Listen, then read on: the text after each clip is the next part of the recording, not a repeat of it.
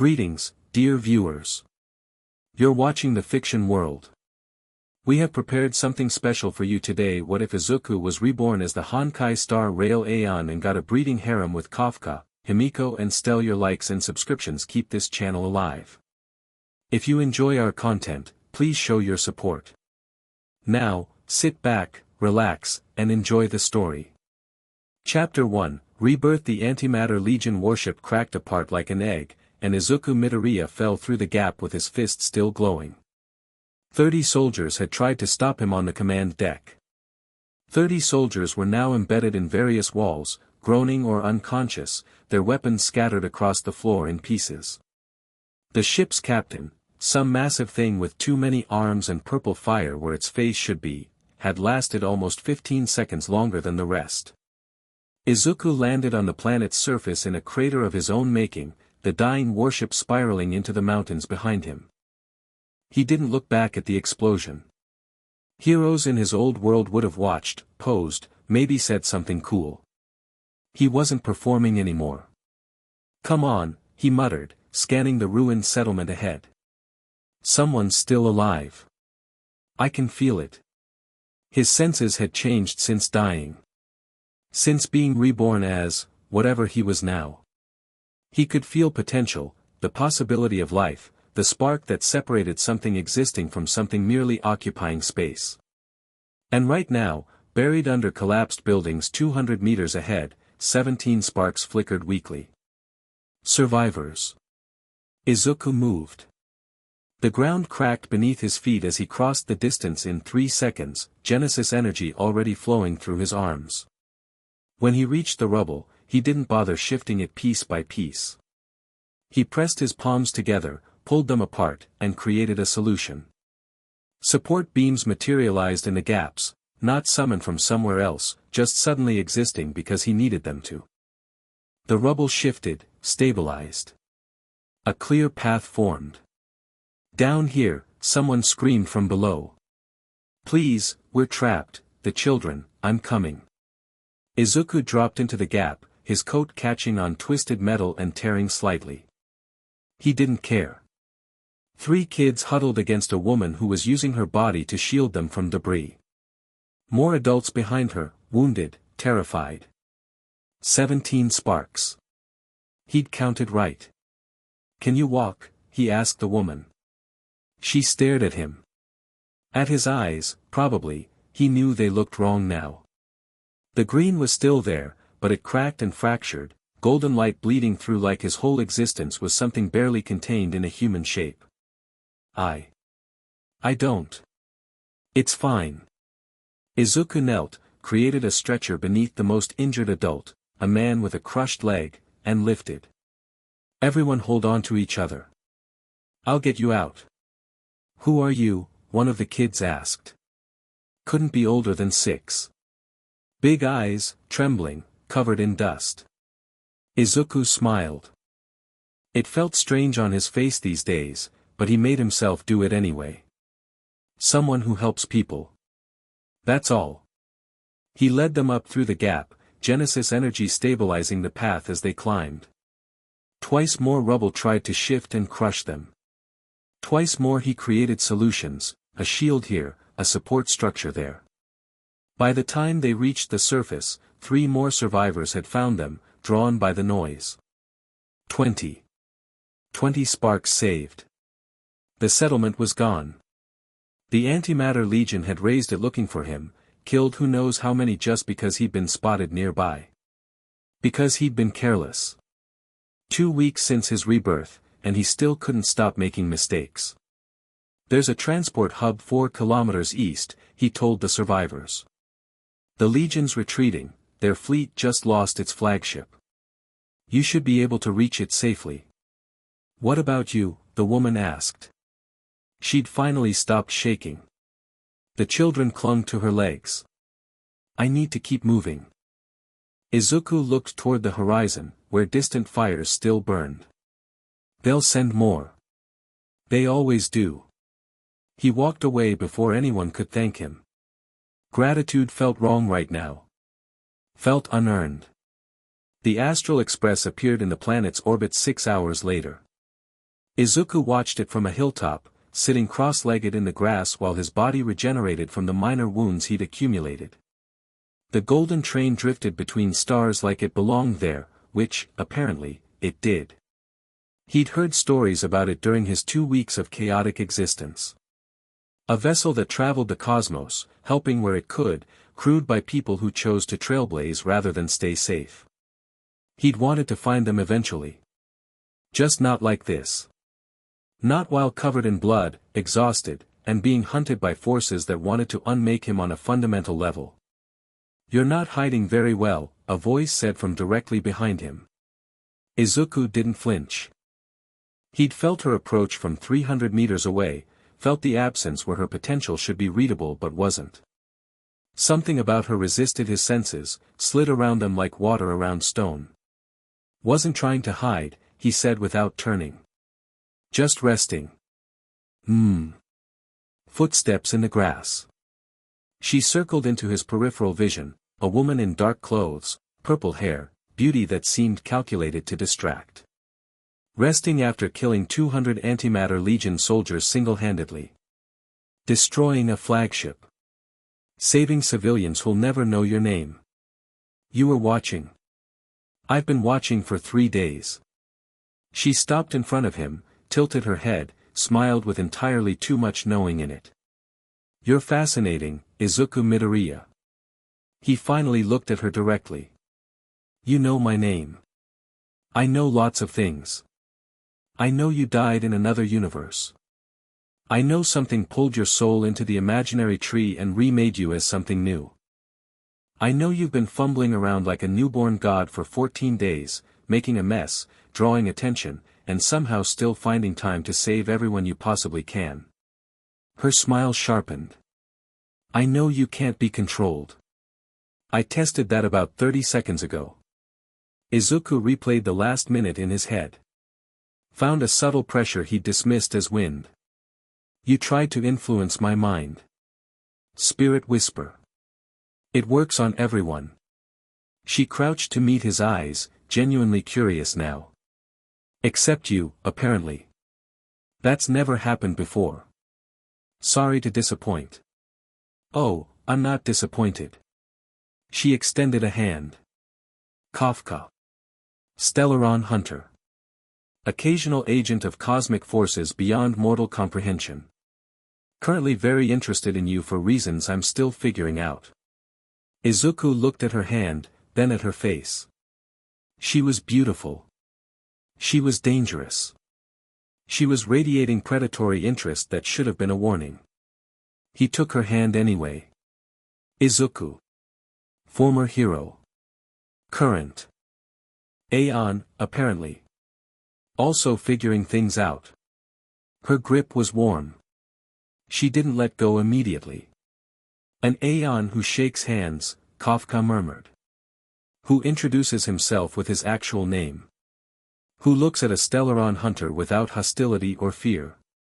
She laughed, soft and surprised. "What are you?" "Still working on that. I think I might help you figure it out." She finally released his hand, stood, gestured toward the express overhead. "Your ride's here. I assume you've been waiting for it." "How do you know I wasn't waiting for you?" The question caught her off guard.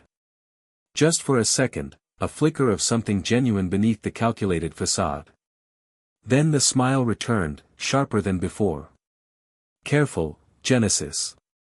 Flirting with me tends to end poorly for everyone involved." "Genesis? That's what they're calling you." "The new Aeon. The path of Genesis, creation, potential, possibility." Kafka started walking toward the transport point where the express would arrive. "You should claim it before someone decides to claim you instead." Izuku stood, brushed grass off his torn coat, and followed her. "What do you mean?" "I mean the Antimatter Legion isn't the only force hunting you. I mean Elio has scripts about your future that make me uncomfortable. I mean Nanook itself has noticed your existence, and destruction doesn't appreciate new variables." She glanced back at him. "You need allies. You need knowledge. You need to stop running and start building. And you're offering to help. Just like that. Nothing's just like that with me. She stopped walking. The express was descending now, golden light spilling across the hillside. I was sent here to evaluate you. To determine if you should be recruited, manipulated, or eliminated. And what did you determine? Kafka studied him for a long moment. Really looked at him, not at his power, not at his potential threat level, but at him. At the exhaustion in his shoulders and the lingering heroism in his stance and the way he'd asked about the survivors before asking about his own safety. I determined that my orders can go to hell, she said quietly. And that I want to see what you become. The express landed before Izuku could respond. Stelle hit him within 40 seconds of meeting. To be fair, he probably should have expected it. The silver-haired girl had burst out of the express like she'd been launched from a cannon, spotted him standing next to Kafka, and immediately activated her weapon, some kind of bat-like thing that glowed with cosmic energy. Stellaron Hunter, she screamed, already swinging. Izuku caught the bat with one hand. The impact shattered windows 3 kilometers away. Genesis energy crackled where his palm met cosmic force, golden and silver light warring briefly before the weapon went still. Stelle stared at her bat. Stared at his hand. Stared at his face with dawning confusion. That usually works, she said. I'm sure it does. Izuku gently pushed the bat away. But maybe ask questions before attacking. Just a suggestion. He's got a point, another voice called from the express doorway. Though the lack of hesitation was impressive, Stelle. We'll work on target identification later. The woman who descended wasn't what Izuku expected. Red hair, warm smile, a presence that felt like coming home after a long journey. She carried herself like someone who'd seen everything the universe could throw at her and decided to keep walking anyway. Himeko, she introduced herself, extending a hand. Navigator of the Astral Express. You must be the anomaly everyone's been screaming about. Izuku Midoriya. He shook her hand. Her grip was firm, calloused from combat, surprisingly gentle. And I prefer person to anomaly, but I'll take what I can get. A person who shattered my best swing without flinching, Stelle muttered, finally lowering her bat. What are you? Aeon, Kafka supplied helpfully from behind him. Path of Genesis. Very new, very confused, very powerful. Try not to break him before we figure out what he does. Kafka. Himeko's tone shifted, still warm, but with an edge. I didn't realize we were expecting company. You weren't. I invited myself. Kafka smiled without apology. The script said I should be somewhere else right now. The script can cope. The script? Elio's predictions. The grand design. My assigned destiny as a piece on their cosmic chessboard. She moved to stand beside Izuku, close enough that their shoulders almost touched. I'm improvising. Himeko's eyes moved between them, assessing. Whatever she concluded, it made her smile slightly. Well then. We're here to investigate reports of Antimatter Legion activity and possible Stellaron corruption. I'm guessing you're the actual source of all this chaos. She directed the question at Izuku. The Legion's been hunting me since I woke up. 2 weeks ago. He hesitated. I didn't mean to cause problems. They just keep finding me wherever I try to help. Help? There was a settlement. Survivors. I couldn't just leave them. Stelle's expression shifted from suspicious to confused. You fought the Antimatter Legion, to save random civilians? Yes. Why? The question hit harder than her bat had. Izuku opened his mouth, closed it, tried to find words that would make sense to people who didn't know his history. Because someone needed help, he finally said. And I could give it. Silence. Himeko and Stelle exchanged glances. Kafka watched him with that unreadable expression she seemed to default to. Then Himeko laughed, warm and genuine and surprised. Stars above. An Aeon with a hero complex. She clasped his shoulder. You're going to fit in perfectly. Come aboard, we have a lot to discuss, and I have a wine cellar that's been tragically neglected lately. The express was bigger on the inside. Izuku walked through corridors that shouldn't have fit in the train's exterior dimensions, past rooms that seemed to lead to other rooms that led to impossible spaces. The Astral Express wasn't just a vehicle, it was a pocket dimension, a traveling world unto itself. He liked it immediately. The parlor cars through here, Himeko said, leading him past what appeared to be a full library and a training hall. Stelle, go tell March and Dan Heng we have guests. And maybe warn them about the Stellaron hunter before she surprises anyone. Stelle grumbled but complied, shooting one more suspicious look at Izuku before vanishing down a side corridor.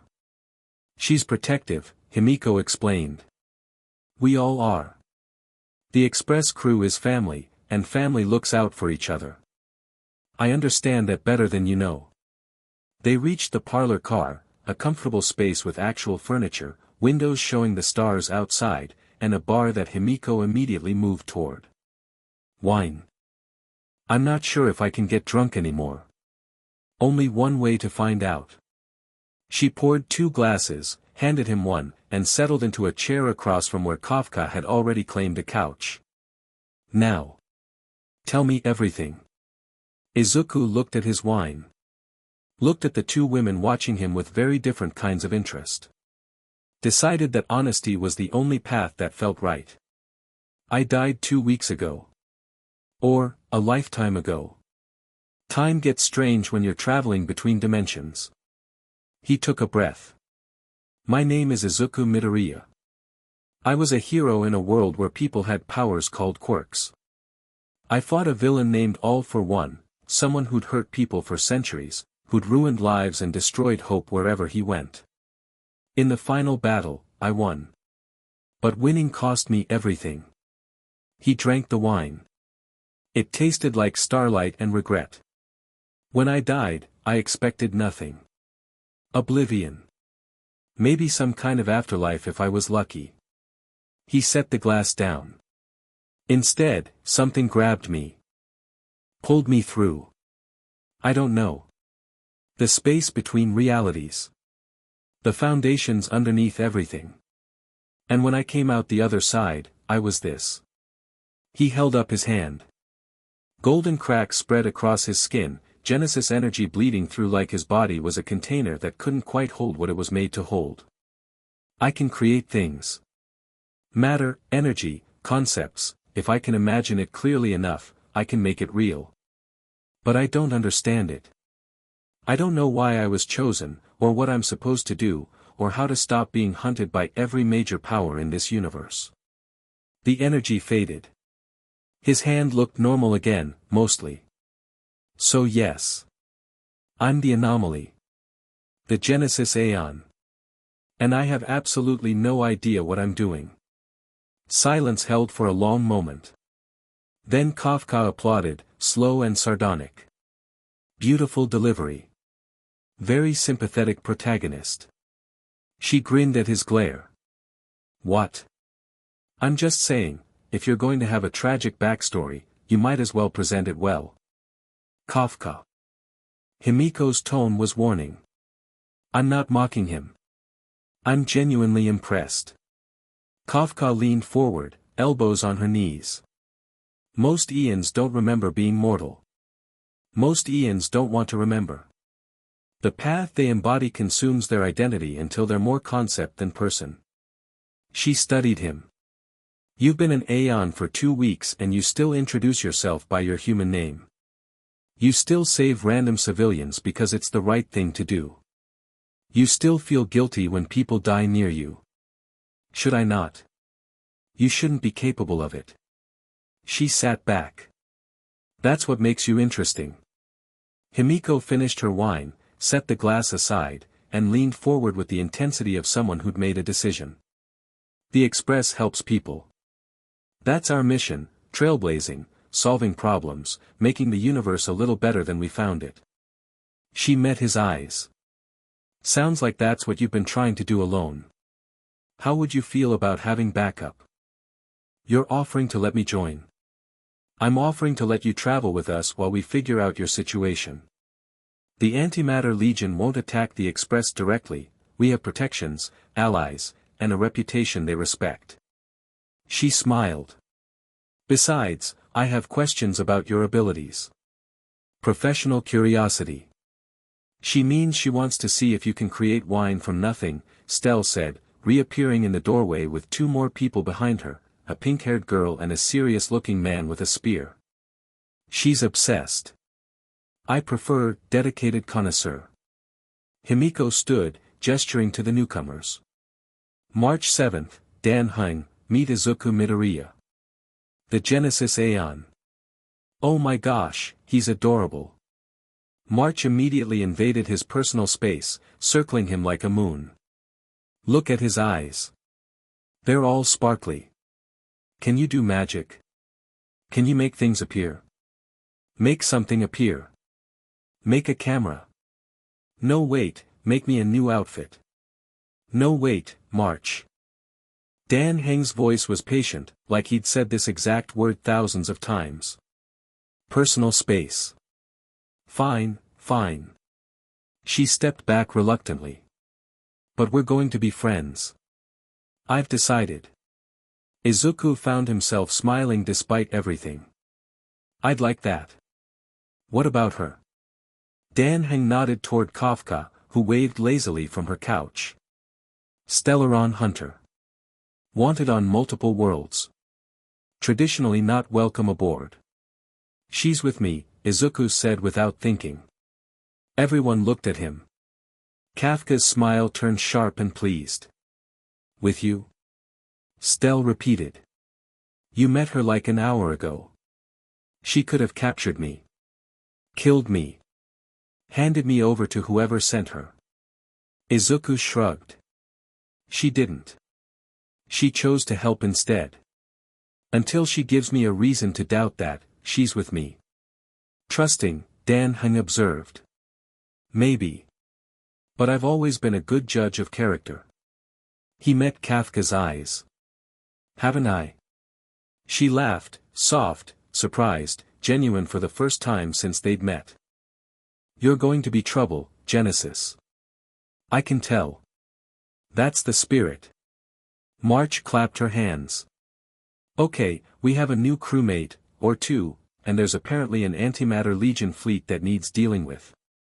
Himeko, what's the plan? Himeko had been watching the exchange with growing amusement. Now she moved toward the Express's control systems, wine glass somehow refilled. The plan is we let our new friend rest while we put some distance between ourselves and Legion territory. Then we have a longer conversation about cosmic politics, Aeon dynamics, and why exactly destruction has decided to make you its personal enemy. Sounds ominous, Izuku said. It is. But that's a problem for tomorrow. She smiled at him, warm and steady and inexplicably comforting. Tonight, you're safe. Try to remember what that feels like. He wanted to argue. Wanted to insist on standing watch, on preparing for the next attack, on doing something useful. But his body chose that moment to remind him that even Aeons had limits. The exhaustion he'd been ignoring crashed into him like a wave, and he actually swayed on his feet. Whoa! March caught his arm. Okay, someone who isn't me needs to show the space god to a bedroom before he faceplants. I'll handle it. Kafka stood, moved to his other side, and took his weight with surprising ease. Come on, Genesis. Even the embodiment of creation needs to recharge sometimes. He let her guide him out of the parlor car, too tired to protest. The last thing he saw before the door closed was Himeko watching them go, something thoughtful in her expression. The room Kafka brought him to was small but comfortable. A bed, a desk, a window showing stars that looked different from any stars he'd seen in his old life. This is usually Stelle's secondary room, Kafka explained, lowering him onto the bed. She won't mind. Probably. Thank you. Izuku sat on the edge of the mattress, trying to organize his thoughts through the fog of exhaustion. For everything. The rescue, the introduction, I didn't rescue you. You didn't need rescuing. She leaned against the desk, arms crossed. I just pointed you toward people who could help. Why? What? Why help me at all? He looked at her, really looked, past the beauty and the danger and the calculated mystery. You said you were sent to evaluate me. That your orders were to recruit, manipulate, or eliminate. What changed? Kafka was quiet for a long moment. When she spoke, the sardonic edge was gone. I've been following a script for a very long time. Elio's script, predictions of the future, paths that lead to outcomes they deem necessary. I've done terrible things because the script said they were required. She looked away. When I found you, I expected another piece on the board. Another variable to be managed. And instead I found someone who looks at a dying world and thinks, how can I help? Who shakes hands with a Stellaron hunter like she's just a person he met. Who trusts me, actually trusts me, without any evidence he should. She met his eyes again. I've been manipulated and manipulating for so long I forgot what genuine felt like. You reminded me. Izuku didn't know what to say to that. Didn't know if there was anything to say. So he reached out instead. Took her hand. Held it. Thank you, he said again. For being honest. Kafka stared at their joined hands like she'd never seen the gesture before. You're going to be the death of me, Izuku Midoriya. I hope not. I just found you. She laughed, that soft, surprised sound again, and squeezed his hand before pulling away. Sleep. You need it. She moved toward the door. I'll be around. Will you? The question stopped her. She looked back, and for just a moment, every mask slipped. Yes, she said quietly. I think I will. The door closed behind her. Izuku fell back onto the bed, exhausted beyond measure, and found himself smiling. He dreamed of green lightning and a villain made of stolen power. In the dream, all for one towered over him, a mountain of accumulated strength, hundreds of quirks woven into something terrible. They'd fought for hours. The city was rubble around them. Everyone else had fallen. Just Izuku left. Just one more hero against the greatest villain his world had ever known. You can't win, All for One said. His voice echoed like it came from everywhere at once. You're just a quirkless child playing dress-up. You were never meant to stand here. Maybe not. Izuku pushed himself to his feet. His bones were broken. His lungs were filling with blood. He had nothing left. But I'm standing anyway. He gathered everything, every scrap of One for All, every ounce of will, every memory of the people who believed in him. Green lightning exploded from his body like a dying star. United States of Smash. The impact erased the sky. And when it faded, when the dust cleared, when the impossible had been achieved, Izuku Midoriya lay broken on the ground, watching the sun rise through fading eyes, knowing he'd won but wouldn't live to see the morning. I hope it was worth it, he whispered to no one. It was. The voice came from everywhere and nowhere. The dream shifted, reformed, became something else entirely. Izuku stood in a vast emptiness, not darkness, but absence. Nothing existed here except him and the presence watching from every direction at once. Who are you? He asked. You know. The presence smiled without having a face. You've always known, Genesis. I don't understand what I am. Your potential given form. You're the answer to a question that needed asking. The presence drew closer, or maybe the space around it compressed. You died a hero. You were reborn something more. The universe needed creation, so creation is what you became. Why me? Because you chose to stand when standing was impossible. Because you gave everything with no expectation of reward. Because you looked at a world of selfish power and decided to be kind anyway. The presence touched him, or the concept of touch passed through the concept of him. There are other paths you could have walked. Destruction offered oblivion. Preservation offered stasis. Even nihility would have welcomed someone with your determination. But I chose Genesis. Genesis chose you. Because creation needs someone who understands what it means to make something from nothing. The presence began to fade. Wake up, Izuku. Your new life is just beginning. Izuku woke to shouting. Specifically, Stelle's shouting, which he was starting to recognize as her default communication method. Not saying we should throw him out, I'm saying we should ask questions before letting an Aeon crash on our couch. Technically it's a bed, March's voice countered. And he's cute. Cute people get benefit of the doubt. That's the worst criteria for trust I've ever heard. Works for me. Izuku sat up, rubbed his eyes, and checked his condition. Fully healed. Energy restored. Whatever exhaustion had claimed him yesterday, Genesis had burned through it during the night. He also felt more clearer. Like the dream had unlocked something that had been waiting. The golden cracks were still there when he looked at his hands, but they pulsed with rhythm now. Regular. Controlled. He wasn't fighting his power anymore. He was finally starting to understand it. And another thing. Stelle burst through his door without knocking, bat already raised. We need to talk about, she stopped. Stared. Your eyes, she said. They're doing something. I know. Izuku stood, stretched. I had a revelation. I think. It's hard to explain. Great. Revelations. That's not ominous at all. She lowered the bat reluctantly. Himeko wants to see you. Something about Legion fleet movements and imminent cosmic catastrophe. Her words. Sounds urgent.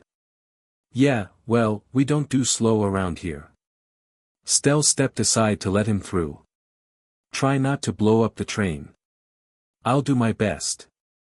The command deck of the express was all curved glass and golden light, with Himeko at the center like a conductor preparing for a symphony. Good, you're awake. She didn't look up from the star charts projected around her. We have a problem. The Antimatter Legion. 3 fleets converging on our position. They've been tracking our FTL signatures. She finally met his eyes. They're not chasing the express. They're chasing you. Izuku moved to stand beside her, studying the projections. 3 distinct fleets, hundreds of ships, all angling toward a single point in space. They're committed. Extremely. Whatever you did to their flagship yesterday, it made an impression. Himeko pulled up a specific ship profile. This is the Ravager's Lament. Avatar-class vessel. It carries a general who's been directly blessed by Nanook. A destruction avatar. The real thing. Not some soldier with ambition, actual crystallized destruction wearing a general's rank. She looked at him seriously. We can outrun the fleets, but if that avatar catches us, I don't know if even the Express's protections will hold. Then we don't run. Excuse me. Izuku turned to face the gathered crew, Himeko, Dan-hung, March, Stelle. Kafka leaned against a far wall, watching with that unreadable expression. Somewhere deeper in the train, he could sense others, a small creature, an ancient presence, more potential waiting to be discovered. You took me in because you help people, he said. I can't let that generosity put you in danger. If the Legion wants me, they can come get me, but not here. Not near you. That's suicide, Stelle said flatly. 3 fleets plus an avatar versus one guy who's been an Aeon for 2 weeks. Maybe. Izuku smiled. But I've always been good at impossible odds. This is ridiculous. Dan Heng stepped forward. We don't abandon crew members. If you're with us, I'm not crew. I'm a passenger you helped because you're good people. Izuku moved toward the exit. Get clear. I'll draw them away. Izuku. Himeko's voice stopped him. What exactly are you planning? He looked back at her. At all of them, these strangers who'd shown him kindness, who'd offered shelter, who treated him like a person when the rest of the universe saw only a threat or an asset. I'm planning to remind the Antimatter Legion why they should fear creation, he said. And then I'm planning to come back. If you'll have me. If we'll, march through her hands up. You're insane. Stelle, back me up. Actually, that was kind of cool. Stelle crossed her arms. I still don't trust him, but that was a solid hero line. I'll come with you. Everyone turned. Kafka had pushed off the wall, was walking toward Izuku with deliberate steps. The avatar will require distraction. Multiple angles of attack. You're powerful but you're still learning. She stopped beside him. You need someone who's fought things like this before. Kafka, and before anyone protests, she glanced at the Express crew, he's right that you need to stay clear. The Express can't engage military fleets directly. But two people causing chaos in their formation? She smiled. That's manageable. Why? Izuku asked her quietly. Why risk yourself for me?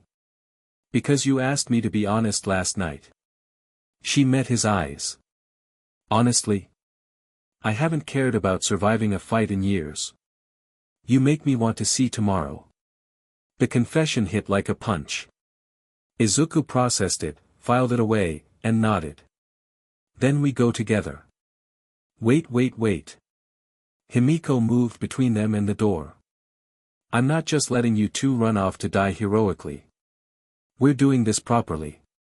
Properly? Properly means a plan. Properly means support. Properly means, she smiled suddenly, fiercely, using all our resources. She turned to Dan Heng. Can you calculate their fleet formation from their approach vectors? Already done.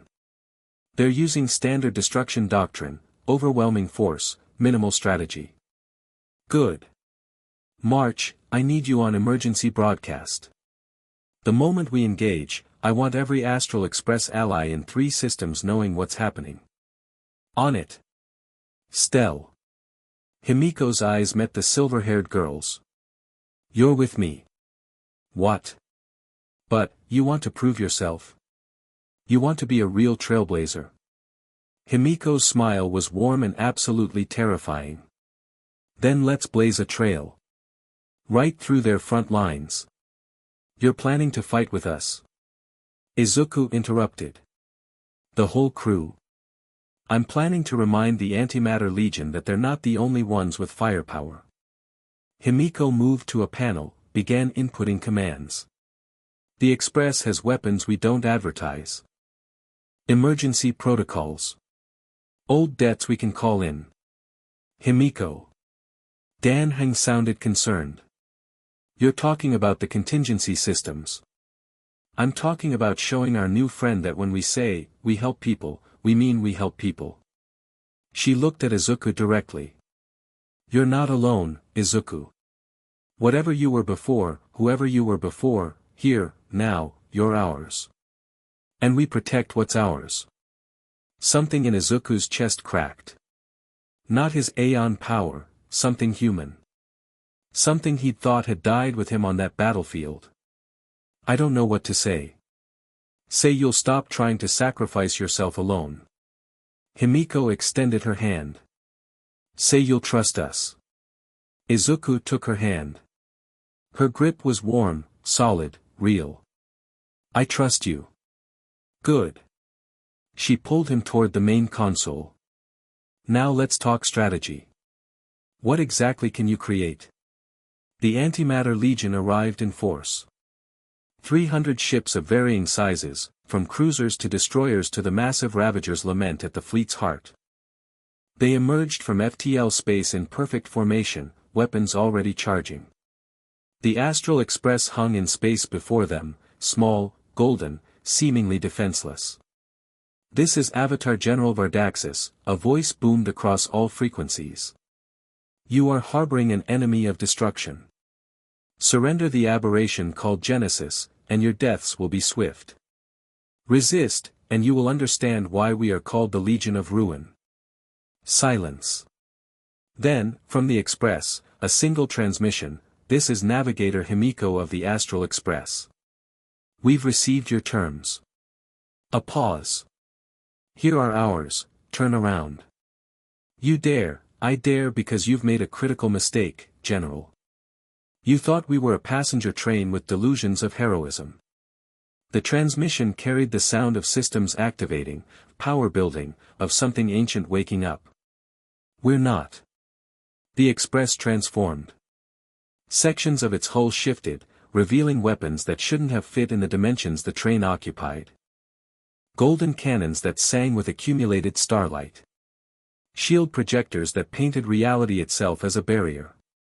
And at the front, where the locomotive's face would be, a single massive focusing crystal that made the entire ship vibrate with potential energy. "Pom-Pom didn't want me to use these," Himeko added conversationally. "Said they were for emergencies only. Said war crimes weren't allowed on the Express." Another pause. "I negotiated." "Open fire." Vardaxis screamed. 300 ships unleashed their weapons simultaneously. A wall of purple destruction fire, enough to glass a planet, roared toward the Express. Himeko smiled. "Izuku. Now." Izuku stood in open space, 100 kilometers ahead of the Express, directly in the path of the Legion's assault. He'd created a suit of armor around himself, not physical armor, but crystallized Genesis energy that let him survive in vacuum. His eyes blazed with golden light, and the cracks across his skin had spread, turning him into a constellation in human form. The wave of destruction approached. Izuku raised his hands. "I am Genesis," he said softly. "I am creation. And destruction." He pulled. "Is just creation that forgot what it was." The wave hit him, and stopped. Not blocked, not deflected, but transformed. Destruction fire became Genesis light, purple corruption became golden potential, and the most powerful assault the Antimatter Legion could muster became his. Izuku floated in the center of a newborn star. His star. His creation. "Let me show you," he said, "what potential really means." The battle lasted 3 hours. Later, reports would conflict wildly about what actually happened. Some said the Genesis Aeon created a fleet of his own, golden warships that materialized from nothing and fought the Legion to a standstill. Others claimed he simply unmade enemy vessels, not destroying them, but reversing their creation until they were raw materials scattered through space. The truth was somewhere between. Izuku created and uncreated as needed. He manifested shields when the Express needed cover. He generated weapons when Himeko's reserves ran low. When Kafka infiltrated the Ravager's lament to assassinate its commander, he created a path through the ship's defenses that let her move unseen. And when Avatar General Vardaxis himself emerged, a towering figure of crystallized destruction, walking through space like it was solid ground, Izuku met him alone. "Aberration." Vardaxis's voice echoed through the void. "You think yourself a god. You are a mistake. A glitch in reality that destruction will correct." "Maybe." Izuku floated before him, human-sized against the Avatar's massive form. "But destruction is just the end of a story. I'm what comes after. The next chapter. There is no next chapter. Destruction is eternal. Destruction is inevitable. Destruction is, talking too much." Izuku moved. He'd fought villains in his old life, powerful, terrifying, seemingly unstoppable villains. He'd learned that monologuing was a weakness, that confidence could become arrogance, that even gods could fall if you hit them hard enough. Bardaxis had never fought a hero before. Genesis energy condensed into Izuku's fist. Not a construct, not a weapon, just power. Pure potential, compressed into something small enough to swing. He hit the avatar once. Once was enough. Kafka found him floating in the debris field afterward, surrounded by the remnants of the Ravager's lament. You know, she said conversationally, appearing beside him through some technique he didn't quite understand, when I said I wanted to see what you become, I didn't expect one-shots destruction avatars within the first week. Izuku looked at his hands. Still cracked. Still glowing. But steady now, controlled. I understand it better now, he said. What I am. What I can do. And what's that? I create what needs to exist. He turned to face her. That star I made, it's stabilizing. In a few thousand years, planets will form around it. Life will emerge. An entire civilization will grow from what I made today. Heavy. Yeah. He smiled slightly. But good heavy. Like it matters. Kafka studied him. In the aftermath of battle, with golden blood staining her clothes and exhaustion pulling at her features, she looked almost vulnerable. You did something to me, she said. When I fought on that ship, I was faster. Stronger. More creative. She paused. Your power. The path of Genesis. Everyone who follows it gains potential. The ability to create things they couldn't before. He hesitated. I didn't mean to, I'm not complaining. She moved closer. Close enough that in atmosphere, he'd be able to feel her breath. I'm saying thank you. For what? For making me better. Her hands came up, cupped his face, carefully, like she was handling something precious. For making me want to be better. Izuku didn't move. Couldn't move. Her eyes held him more effectively than any chains. Kafka. Shut up. She kissed him. It wasn't gentle. Nothing about Kafka was gentle, she kissed like she fought, like she manipulated, like she did everything, with total commitment and absolute certainty. Izuku's hands found her waist, pulled her closer, and for a long moment the universe reduced itself to this, two people floating in the debris of victory, choosing each other. When she finally pulled back, they were both breathing hard. That wasn't part of any script, she said. That was me. I know. I don't do this. Relationships, attachment, caring about people beyond their usefulness. Her hands were still on his face. You make me want to try. Then try. Okay. She laughed, soft and genuine and terrified and hopeful all at once. Okay. Let's see where this goes. The express picked them up an hour later. The crew was celebrating. Champagne had appeared from somewhere, March's personal stash, apparently.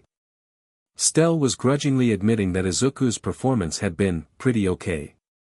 Dan Heng was cataloging the battle for future records. Pom Pom, the small creature Izuku had sensed earlier, was complaining loudly about weapon expenditures while simultaneously calculating exactly how impressive they'd looked. Himeko found Izuku on the observation deck, watching the new star he'd created pulse in the distance. Beautiful work, she said, joining him at the window. I've seen a lot of stars. That one's special. It'll be here long after we're gone. Izuku touched the glass. First thing I've made that'll actually last. Not true. Himeko's reflection smiled at him. You made allies today. Friends. That's creation too. Is that what we are? Friends? At least. She turned to face him directly. I saw how you and Kafka looked at each other after the battle. I'm not blind. Izuku tensed. Himeko, relax. She laughed softly. I'm not jealous. If anything, I'm impressed you survived kissing her. A pause. I'm also not entirely disinterested myself. What? You're a good man, Izuku. In a universe full of power-hungry monsters and apathetic gods, you're a good man. She met his eyes. That's rarer than you know. And more attractive than you probably realize. Izuku's brain tried to process this. Failed. Tried again. Are you saying, I'm saying that whatever develops between you and Kafka, I'd like to be part of the conversation. Himeko's smile turned slightly wicked. Not immediately. You two have things to figure out first. But eventually. Don't count me out. She patted his shoulder, a warm, solid touch, and walked back toward the celebration. Izuku stood frozen for a full minute. Did she just, yes? Kafka materialized behind him, because apparently she did that now. She did. And you're not angry? Jealous? Kafka wrapped her arms around him from behind, rested her chin on his shoulder. I'm a Stellaron hunter, Izuku. We don't do possessive. We do complicated. She pressed a kiss to his neck. Besides, Himeko's interesting. I've always thought so. This is a lot to process. Welcome to Cosmic Romance, Genesis. She turned him around, kissed him briefly. Now come celebrate with your crew before Stelle decides she needs to test herself against you while drunk. That sounds dangerous. It is. It's going to be hilarious. She pulled him toward the party. Come on. You've earned a night off from being the universe's newest god.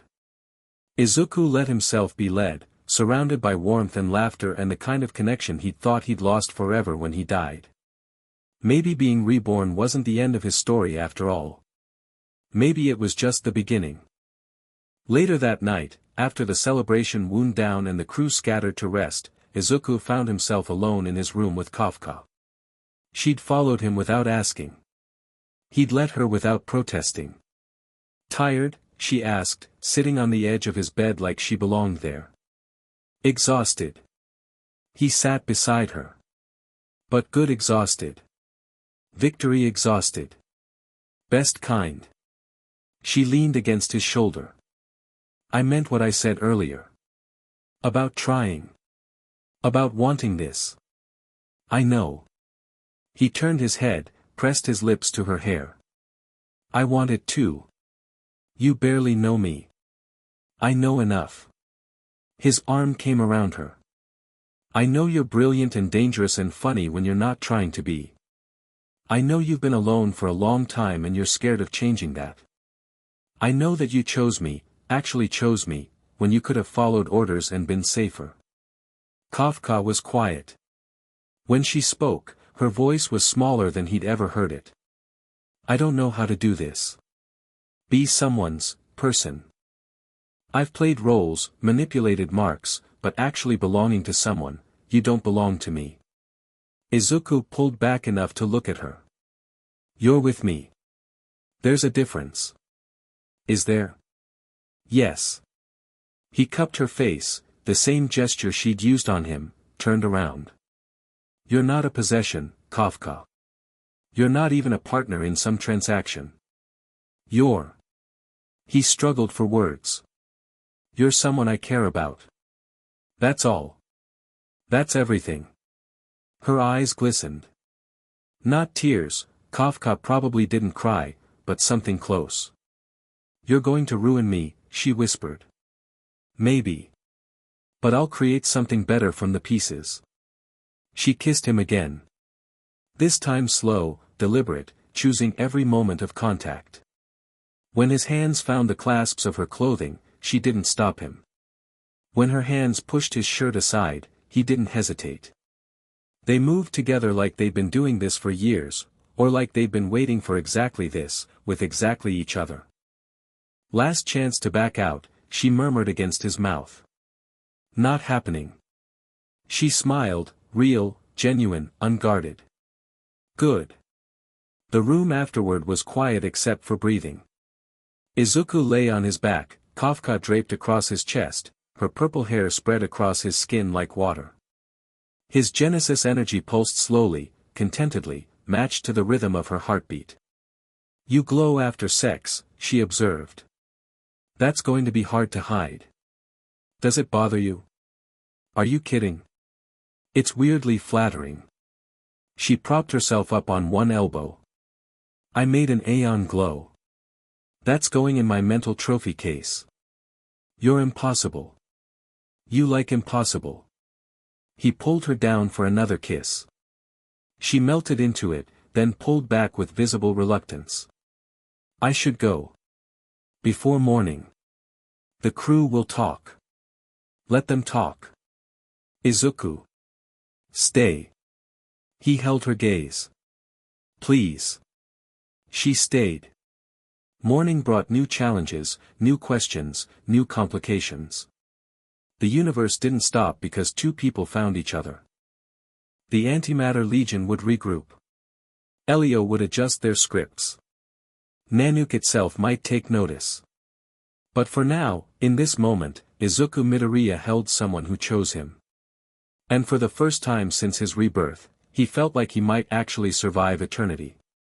Deep in the express, in a cargo bay nobody visited, something stirred. A chrysalis that shouldn't exist. A fragment of something old and patient and hungry. It had felt the new Aeon's power. Felt the potential he radiated.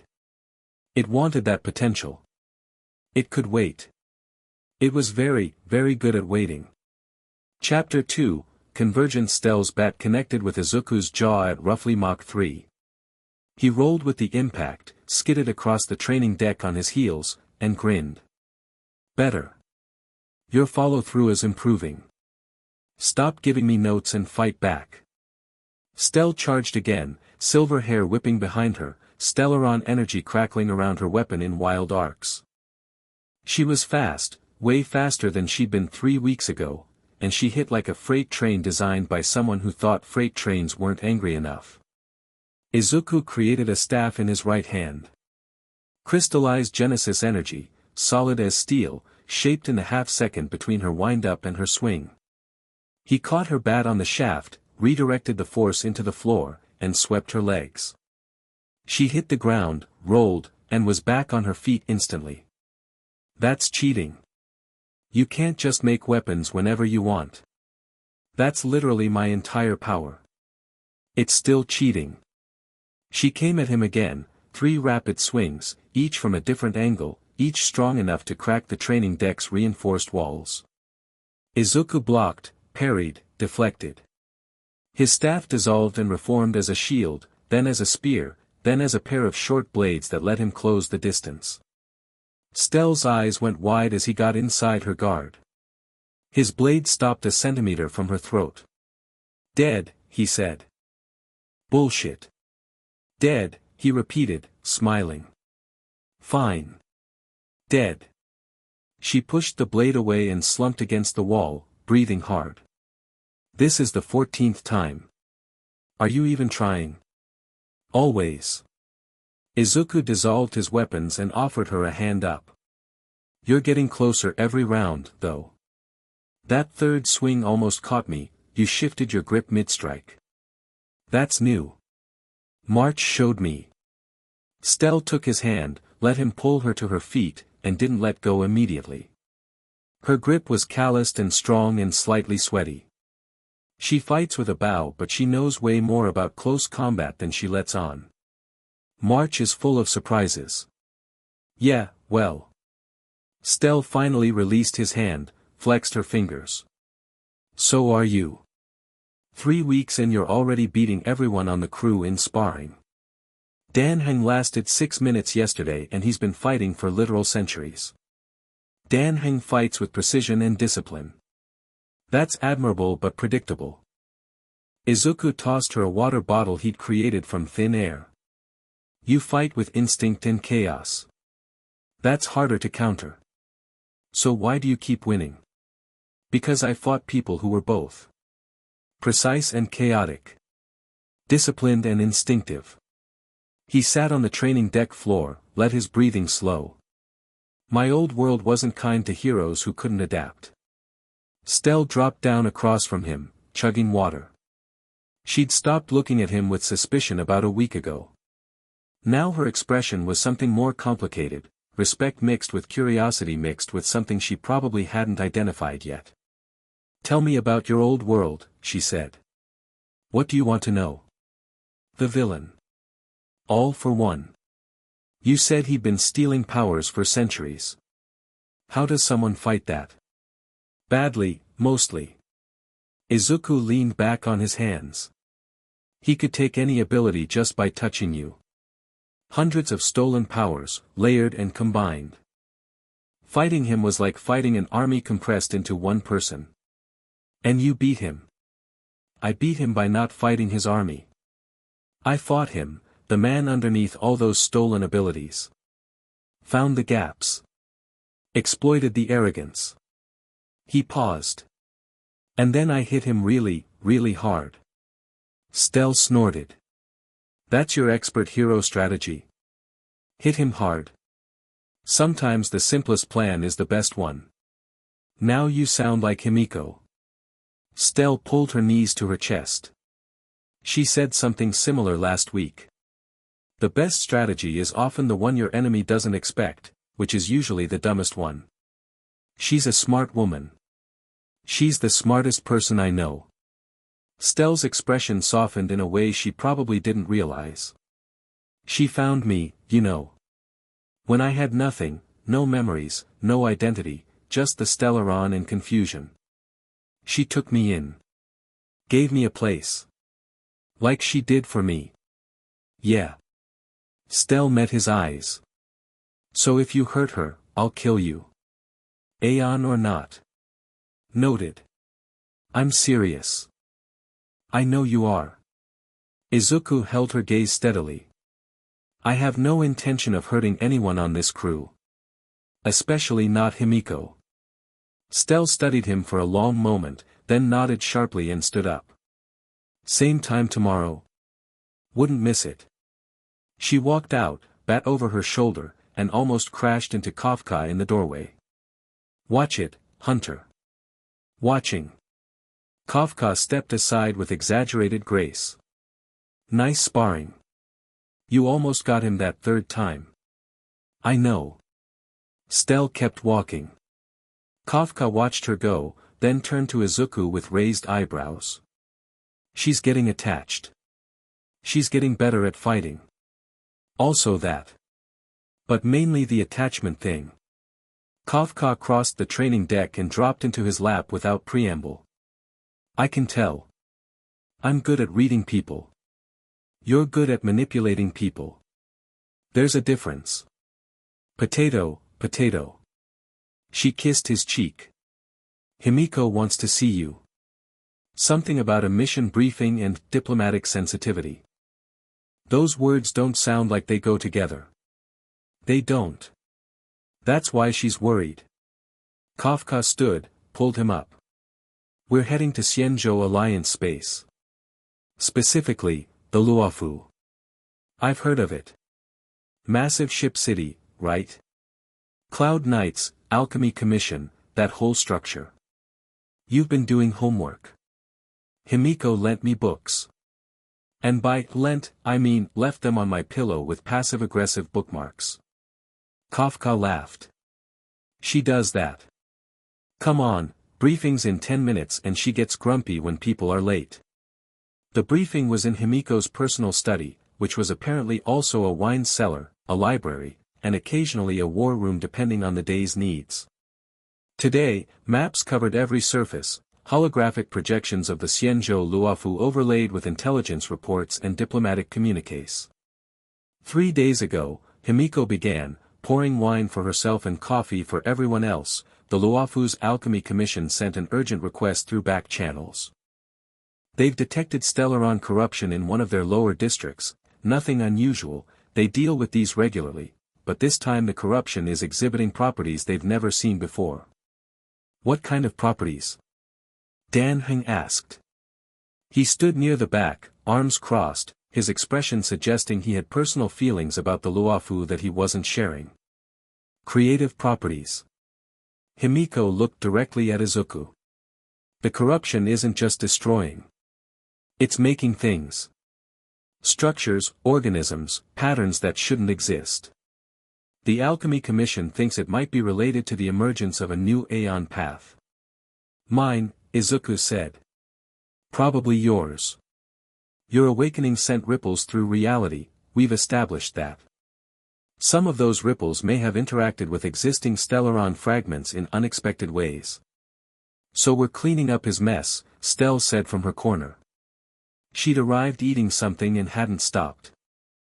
We're investigating a potential crisis that could affect millions of people, Himeko corrected.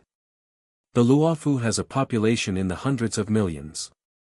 If this corruption spreads unchecked, I'll come, Izuku said immediately.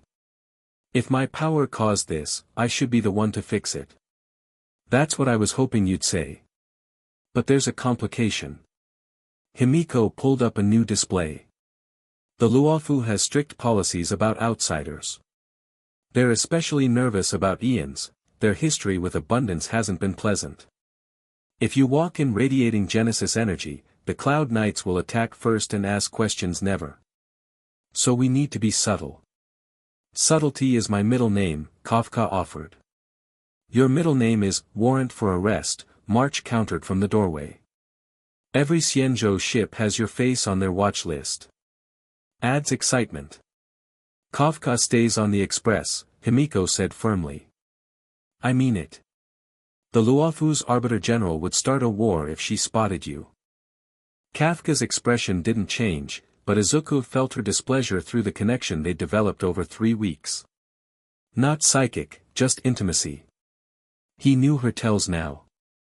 The slight tension in her jaw, the way her fingers tapped her thigh. Fine, Kafka said. But I'm monitoring communications. And if something goes wrong, you can make your dramatic entrance.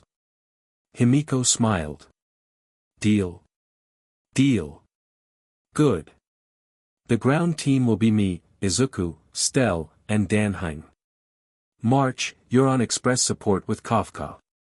We go in as diplomatic envoys, the Astral Express has standing invitations to most Xianzhou ships.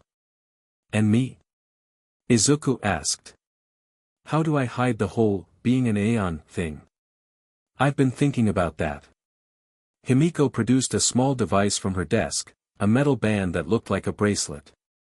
Welt made this years ago, before he left. It's a quantum suppressor. Won't eliminate your power, but it'll mask the signature enough that casual detection won't flag you. Izuku took the bracelet, turned it over. It hummed faintly against his skin. It'll also limit your abilities, Himeko added. Maybe 60% of your normal output. You'll still be formidable, but not Aeon level.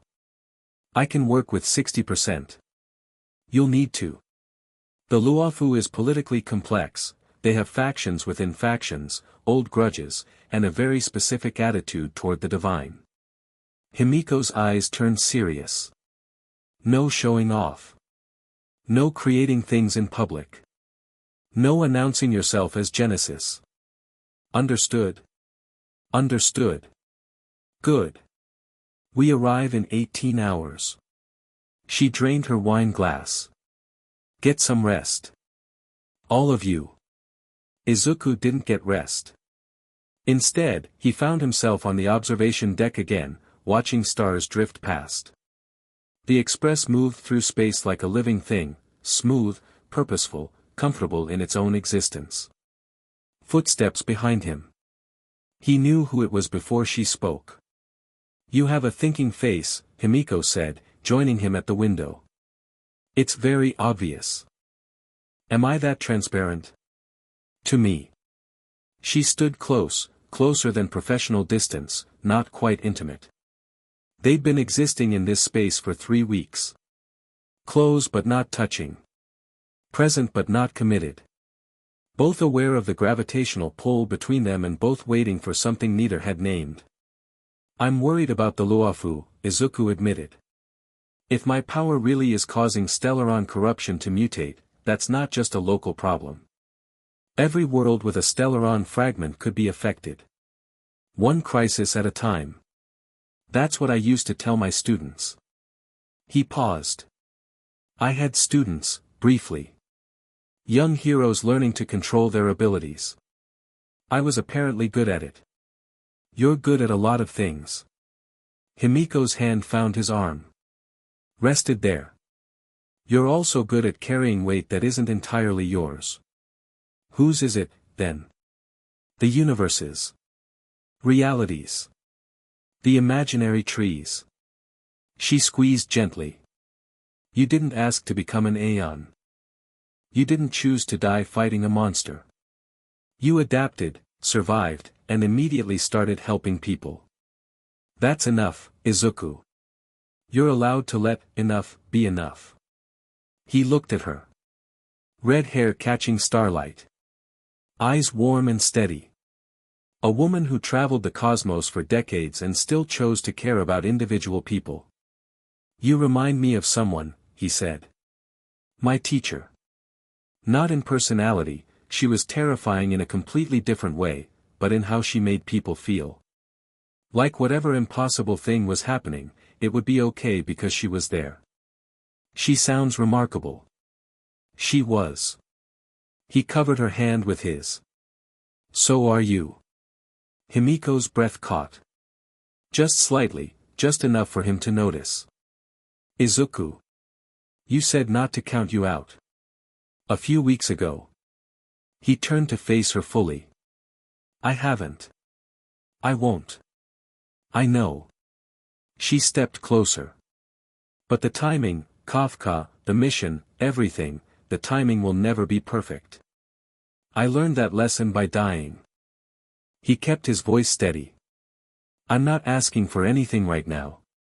I'm just telling you that when you're ready, I'll be here. She studied him. Not with suspicion or analysis, but with something tender and raw. You know Kafka won't mind. Kafka told me she finds you interesting. Her exact words were, I've always thought so. Did she? Himeko's lips twitched. That woman is insufferable. She really is. They looked at each other and both started laughing at the same time. The tension broke, not into nothing, but into something warmer. Something sustainable. After the luofu, Himeko said. We'll talk. Properly. After the luofu. She held his gaze for one more moment, then leaned up and pressed her lips to his cheek. Lingered. Pulled away. Get some sleep, Izuku. You'll need it. She left. He stood at the window for a while longer, touching his cheek, watching stars. The Xianzhou luofu was overwhelming. Izuku had seen big cities. He'd lived in Tokyo equivalents, fought across urban landscapes, navigated infrastructure designed for millions. But the luofu was something else entirely, a self-contained world in the shape of a ship, with districts stacked upon districts, populations layered in vertical society, and architecture that married ancient tradition with cosmic technology. They docked at the diplomatic harbor, where a cloud knight escort waited. Navigator Himeko. The lead knight, a stern woman in elaborate armor, bowed precisely. The luofu welcomes the Astral Express. Your reputation precedes you.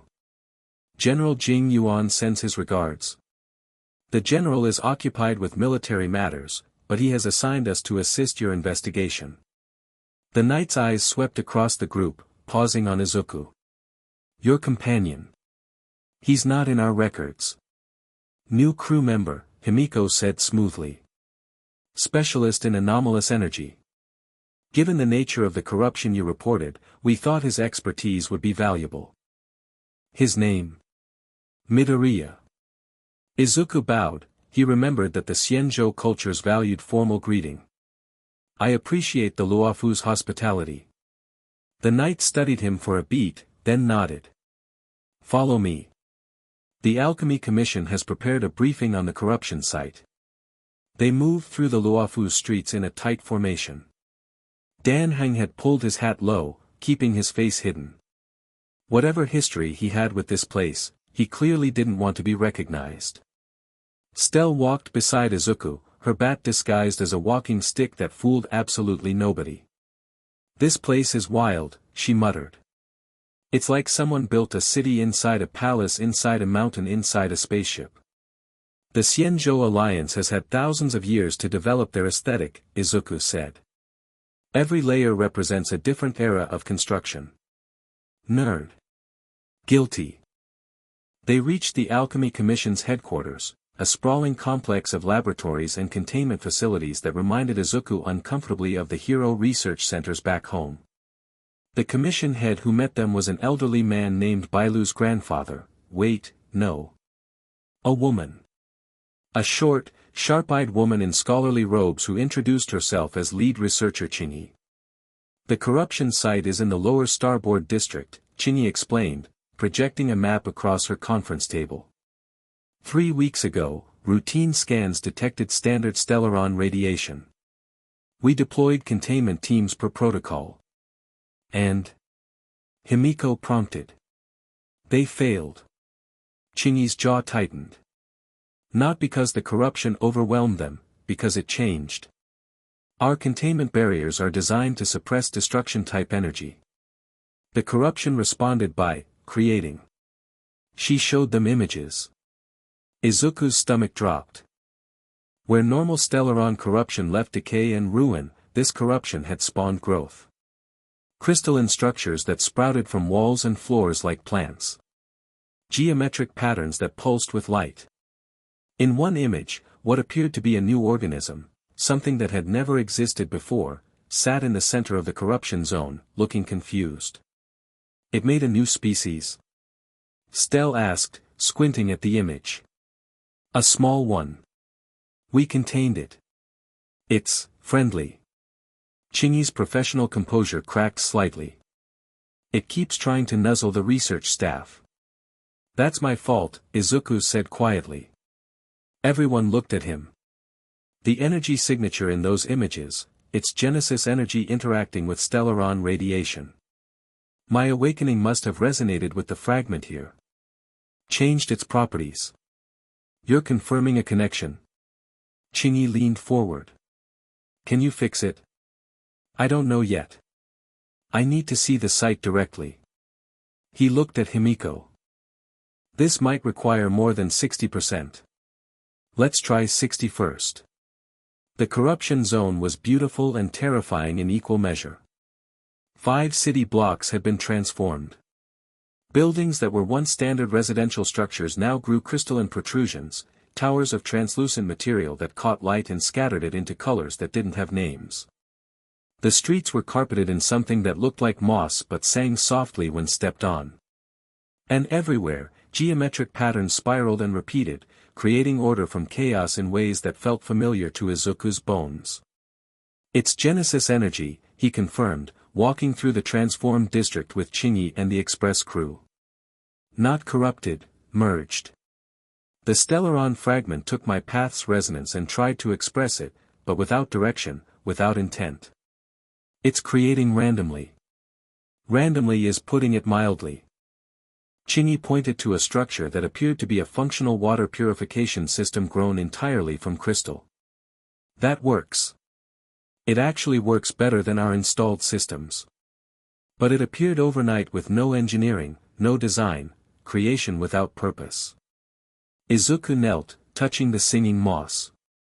It hummed louder under his fingers, leaning into his touch like a pet. It has potential but no guidance. Like giving a child infinite paint and no canvas. Can you provide a canvas? Himeko asked. Maybe. If I can reach the stellaron fragment directly and impose structure on how it channels Genesis energy. He stood. Where's the fragment's epicenter? Chinyi pointed downward. Sublevel 7. We had to evacuate everything below sublevel 3 when the creation events became unpredictable. Unpredictable how? Last week it created a door that leads to nowhere. Not a blocked passage, a door that opens onto void. We lost a containment specialist before we realized what happened. Izuku's expression hardened. Someone died. She walked through before we could stop her. She's gone. Chingy's voice was controlled but tight. The Luofu takes its losses personally, Mr. Midoriya. So do I. They descended through the sublevels as a team. Himeko insisted on coming despite Izuku's objections. Stelle refused to be left behind. Dan Heng moved with quiet efficiency, his spear out and ready. Even Chingy accompanied them, 2 Cloud Knight escorts at her flanks. Each sublevel was more transformed than the last. Sublevel 3 had crystalline walls that showed images when touched, memories, possibilities, things that might have been. Stelle accidentally touched one and jerked her hand back like she'd been burned. What did you see? Izuku asked. Nothing. Her voice was tight. Doesn't matter. Sublevel 4 was filled with sound. Not random noise, music. Complex, layered compositions that played from the walls themselves, each room a different movement in an evolving symphony that no one had written. It's learning, Izuku realized. The fragment is using Genesis energy to learn about creation. Music, architecture, biology, it's experimenting. Experimenting with people's lives, Chingy said firmly. That door in sublevel 5 killed someone. I know. I'm not defending it, I'm understanding it. He pressed forward. Understanding is how we stop it. Sublevel 5 had the door. It stood in the center of a corridor, freestanding, impossible. A simple wooden door frame with nothing behind it, but when Izuku's senses probed it, he felt absence. Not emptiness, the active removal of existence. Don't touch it, he told everyone. That's not a door. It's an unfinished creation, something the fragment started making and couldn't complete. What's on the other side isn't void. It's potential without form. If you step through, you become potential too. Can you close it? Himeko asked. Izuku raised his hand, Genesis energy flowing. He completed the door, gave it a destination, a purpose, a function. The void behind it solidified into a wall. The door became just a door. Done. That's it. Stelle poked the door experimentally. It swung open to reveal solid wall behind it. You just finished it. The fragment creates without completing. I complete what's been started. He moved past the door toward the stairs leading to sublevel 6. That's the difference between random Genesis energy and directed Genesis energy. Handy, Dan Heng observed. Sometimes. Sublevel 6 stopped them cold. Not because of danger, because of beauty. The entire level had been transformed into something that looked like a garden grown from starlight. Crystal flowers that shifted through every color. Trees made of compressed light that bore fruit made of pure water. A stream that flowed upward, defying gravity because nobody had told it which direction was down. And in the center, surrounded by impossible beauty, stood a figure. Tall. Robed in white and gold. A serene face that radiated calm authority. And eyes that blazed with the sick green light of abundance. Well, the figure said pleasantly. I was wondering when the source would come to investigate his mess. Izuku felt the express crew tense behind him. Chingy drew a weapon. The Cloud Knights raised shields. Who are you? Izuku asked. I am Yaosheng. High Priest of the Abundance Manifest. The figure spread his arms. And I've been waiting for you, Genesis. We have so much to discuss. The Abundance Manifest. Izuku had heard of them in Himeko's briefings, zealots who followed Yaoshi, the Aeon of Abundance, with religious fervor. They believed that only abundance had the right to create life, to foster growth, to bring new things into existence. Any other form of creation was heresy. And here was their high priest, standing in the middle of a Genesis corruption zone, looking perfectly comfortable. You did this, Izuku said. Not a question. The corruption?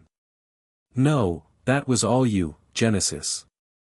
Your clumsy awakening sent creative energy rippling through every stellaron fragment in 3 systems. Yaoxing smiled benevolently. I merely encouraged this particular fragment to express itself more aggressively. People died because of this. People die. Abundance provides. Yaoxing's smile didn't waver. The real question is, what right do you have to create? You are a child, an infant Aeon who stumbled into divinity through accident and sacrifice. Yaoshi has nurtured creation for eons. Every healed wound, every new growth, every life extended, that is abundance's domain. I'm not competing with anyone. Izuku stepped forward. I'm trying to fix what my awakening caused. Fix it? Yaoxing laughed softly. Why would you fix something beautiful? This, he gestured at the crystal garden, is what happens when your power flows freely. Imagine what would happen if you directed it. New worlds, new species, new civilizations born from your will. You could be a god of creation, Genesis. A true god. Not interested. Everyone's interested in power. The question is whether they're honest about it. Yaoxing's eyes found Himeko. Navigator. I know you. Himeko had gone still. Not afraid, something worse. Haunted. Yaoxing. Her voice was flat. You're supposed to be dead. I was dead. Abundance restored me. He touched his chest. The world you failed to save, Coriola V. Do you remember? Every day. 50,000 people. Gone because the Astral Express arrived too late. Yaoxing's serene expression cracked, revealing rage beneath. I was among them. My family was among them. We burned while you were docked at some station, drinking wine and celebrating your last success. That's not what happened. Does it matter what happened? The result was the same. 50,000 dead. One express crew alive. He pulled his composure back together. Yaoshi gave me what you couldn't. Life. Purpose. And a mission, prevent false creators from stealing what belongs to abundance. I didn't steal anything, Izuku said. I didn't choose to become an Aeon. I didn't choose this path. No one chooses divinity. Divinity chooses the worthy. Yaoxing raised his hand. Green light pooled in his palm. And you, child, are not worthy. He attacked. Not physically, the light erupted from his palm and slammed into the floor, walls, ceiling. The crystal garden responded instantly, growth accelerating beyond control. Flowers became vines. Trees became prison bars. The stream reversed and flooded the chamber. Down. Dan Heng shoved Qingyi behind him, his spear whirling to cut through vines that snaked toward her throat. The Cloud Knights activated shields, fighting back crystal growths that wrapped around their arms and legs. Stell's bat blazed with stellaron energy as she smashed through a wall of vegetation. What the hell is this? Abundance corruption. Himeko drew her own weapon, a blade that burned with stellar fire. He's using the Genesis energy in the environment and filtering it through abundance. Everything here is turning against us. Izuku felt it. His own energy, stolen and twisted, being used as fuel for rampant, hostile growth. Yaoxing wasn't stronger than him, but the man had prepared this battlefield, had been cultivating the corruption zone for days, turning it into an abundance weapon. Vines wrapped around Izuku's legs. He dissolved them with a thought, but more came, faster, fed by the corrupted fragment below. The fragment, he shouted. He's channeling through the stellaron fragment. I need to reach sublevel 7. Go. Himeko cut a path through the garden with burning arcs. We'll handle the priest. You'll handle nothing, Yaoxing said calmly. You couldn't save Coriola V. You can't save this. He raised both hands. The ceiling exploded downward, crystal spears the size of cars, aimed at the express crew. Izuku created a shield. Massive, golden, covering everyone in the room. The spears shattered against it like glass. Go, Himeko repeated, meeting his eyes through the chaos. Trust us. He trusted her. Izuku dropped through the floor, not fell, dropped, creating a hole that sealed behind him and deposited him in sublevel 7's darkness. The Stellaron fragment hung in the air like a diseased heart. Pulsing. Radiating. Genesis energy and abundance corruption swirling around it in a toxic spiral. The room was vast, a natural cavern beneath the Luofu's constructed levels, and every surface was covered in the fragment's creations. Failed experiments. Partial organisms. Half-finished realities that flickered in and out of existence. Izuku approached carefully. The bracelet on his wrist hummed, suppressing his power to 60%. Against Yaoxing's prepared battlefield, 60% might not be enough. He removed the bracelet. Genesis energy exploded outward. The room shuddered. The failed creations on the walls convulsed, some completing themselves, others dissolving. The fragment itself screamed, a sound that wasn't sound, more like reality having a panic attack. Easy, Izuku murmured, approaching the fragment with his hands raised. I'm not here to destroy you. I'm here to help. The fragment pulsed. Suspicious. Scared. I know you've been confused. My energy hit you without warning, without guidance, and you've been trying to make sense of it ever since. He reached toward it. Let me show you what Genesis is supposed to feel like. Contact. Everything went white. Inside the fragment's resonant space, Izuku stood in a void filled with possibilities. Every creation the fragment had attempted played around him, the crystal gardens, the singing moss, the friendly organism, even the door to nowhere. They spun like slides in a presentation, each one an attempt to understand what it had been given. You're not a Stellaron, Izuku realized. Not anymore. When my energy hit you, it changed you. You're something new, part Stellaron, part Genesis.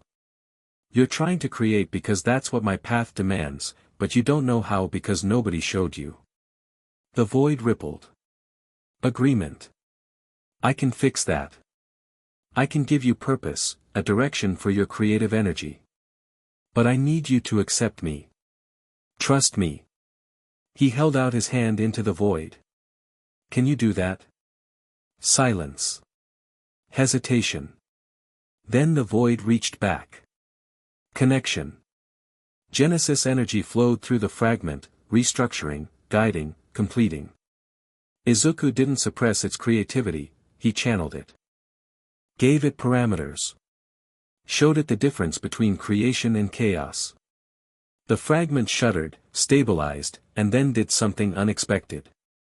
It sang. A single, clear note that resonated through every sublevel, through the corruption zone, through the district, through the entire Luofu. Not loud, felt. Every living being on the ship city heard it in their bones, and for one perfect moment, everyone understood what creation meant. Not power. Not possession. Not divine right. Purpose. Izuku emerged from sublevel 7 to find the battle over. Yaoxing knelt in the ruined crystal garden, bound by Dan Heng's restraining techniques, bleeding from a cut across his cheek where Stell's bat had caught him. The Cloud Knights had him surrounded. But the garden wasn't ruined at all. It was different. Still beautiful, but organized now. Purposeful. The crystal flowers grew in patterns that served functions: air purification, water collection, light distribution. The trees bore fruit that was actually edible. The stream flowed in a direction that made sense. The fragment song had restructured everything. What did you do? Qingyi breathed, staring at the transformation. I gave it guidance. Izuku looked at the fragment's creations, now useful, now beautiful, now intentional. It was never corrupt. It was just lost. Lost. Yaoxing spat from his knees. You gave a weapon consciousness and direction. Do you understand how dangerous that is? It's not a weapon. It's a creator. Izuku crouched to meet the priest's eyes. And I'm sorry about Coriola V. I'm sorry about your family. But blaming Himeko, twisting loss into justification for terrorism, doesn't honor their memory. Yaosheng's face contorted. What would you know about, I died fighting to save people. I lost everything, my world, my friends, my life. Izuku's voice was quiet but steady. I know exactly what loss feels like. The difference between us is what we built from it. He stood and turned away, leaving Yaosheng to the cloud knights.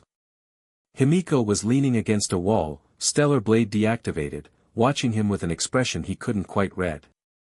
Blood trickled from a cut on her forehead, and her uniform was torn from vine damage. You're hurt, he said, reaching for her. It's nothing. She caught his wrist gently. You're doing the hero thing again. Can't help it. He touched the cut anyway, Genesis energy knitting it closed. The skin healed without scarring.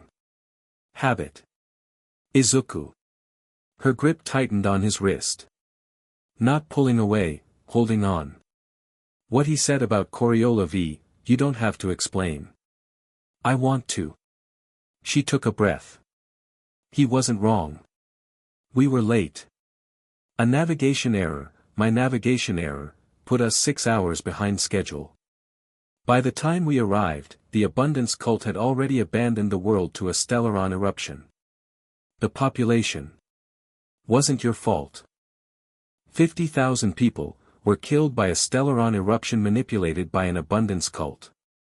You didn't cause that. Being late doesn't make you responsible for someone else's atrocity. He held her gaze. Do you hear me? Her eyes glistened. She blinked rapidly, jaw clenching. I hear you. Good. He let his hand drop from her forehead to her shoulder. You saved people today. You fought to protect this crew and the Luofu's citizens. That's who you are, not one mistake from decades ago. Himeko's composure cracked. Not dramatically, just a slight trembling in her shoulders, a tightness around her eyes that released all at once. She stepped forward and wrapped her arms around him. He held her. In the middle of a transformed crystal garden, surrounded by her crew and Xianzhou soldiers and the aftermath of battle, he held her while she pressed her face into his shoulder and shook. Nobody interrupted. Stelle glanced at them, then quietly herded everyone toward the exit. Dan Heng followed without a word. Even Qingyi had the tact to withdraw. They stood like that for a long time. I'm sorry, Himeko mumbled into his shoulder eventually. This is unprofessional. I don't care. She laughed, wet, broken, real. You never do. She pulled back enough to look at his face. You said after the Luofu. We'd talk. We're still on the Luofu. Technicality. Her hands came up to his face. I'm done waiting, Izuku. I've been careful my whole life. Patient. Strategic. And where has it gotten me? Himeko, let me finish. Her thumbs traced his cheekbones. I've watched you for 3 weeks. I've seen you fight, heal, create, sacrifice. I've seen how you are with Kafka, tender and strong and absolutely certain. I want that. I want you. And I'm tired of pretending I don't. Izuku didn't think. Thinking was overrated. Thinking was what old Izuku did, the one who stuttered and second-guessed and let opportunities pass because he was afraid of being presumptuous. He kissed her. Not the cheek. Not the forehead. Her mouth, warm and wine-flavored and slightly salty from tears she wouldn't admit to crying. She made a sound against his lips, surprise and relief and hunger all compressed into a single exhale, and her hand slid from his face into his hair. She kissed differently than Kafka. Where Kafka was intensity and control surrendered, Himeko was depth and warmth given freely. She kissed like she lived, with purpose, with care, with the weight of experience that made every moment deliberate. When they finally separated, both breathing hard, she rested her forehead against his. "Well," she said. "That settles that. Kafka's going to say she called it. Kafka can shut up." She kissed him again, lighter. "But yes, she'll absolutely say that." They returned to the Express that evening with a formal commendation from the Alchemy Commission, an open invitation to return, and a small crystal flower that the transformed fragment had created specifically for Izuku. It pulsed with Genesis energy and hummed softly when held. Kafka was waiting at the airlock. "So," she said, looking between Izuku and Himeko. "Good mission." "Eventful," Himeko replied. "I can see that." Kafka's eyes dropped to where their hands were still loosely intertwined. "Finally." "If you say, 'I told you so,'" Himeko started. "I told you so." Kafka crossed to them, kissed Izuku firmly, then turned and kissed Himeko on the cheek. "Welcome to whatever this is. I have no idea what we're doing, but I'm glad you're here." Himeko blinked. "Did you just kiss you? On the cheek? Platonically?" Kafka grinned. "For now. You're impossible. You're repeating his dialogue. We need to work on that." Kafka linked her arm through Izuku's and started walking. "Come on, March made dinner and it's either going to be wonderful or poisonous. 50-50 odds." Himeko watched them go, touched her cheek, and smiled. "What am I getting into?" she murmured. She followed anyway. That night, the Express hummed with quiet energy. The crew had settled into post-mission routine, debriefing, maintenance, personal time. Dan Heng disappeared into his room with the air of someone processing emotions he'd rather not have.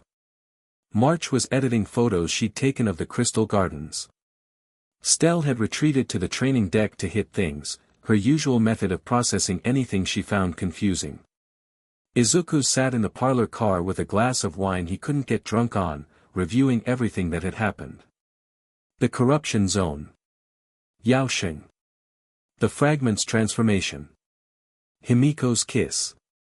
"You're overthinking again." Kafka settled into the chair beside him, legs tucked beneath her. "I can hear the gears turning from 3 rooms away. Yaoxing said something that bothers me." Izuku set his glass down. "He said my awakening sent ripples through every stellaron fragment in 3 systems. The Luofu was one. How many others are being affected right now? That's a question for tomorrow. People could be dying, and you can't help them tonight." Kafka took his hand. "You saved the Luofu today. Thousands of people, maybe millions, who would have been consumed by uncontrolled Genesis corruption. That's enough for one day." Himeko said the same thing. About enough being enough. She's smart. One of her many attractive qualities. Kafka shifted closer. "Speaking of Himeko, how was it? The kiss?" "You're asking about the kiss?" "Obviously." No jealousy in her voice, genuine curiosity. "I've wondered what she'd be like. She's so controlled about everything else." She wasn't controlled. Izuku felt heat rise in his face. She was decisive. Once she made up her mind, there was no hesitation. "That tracks."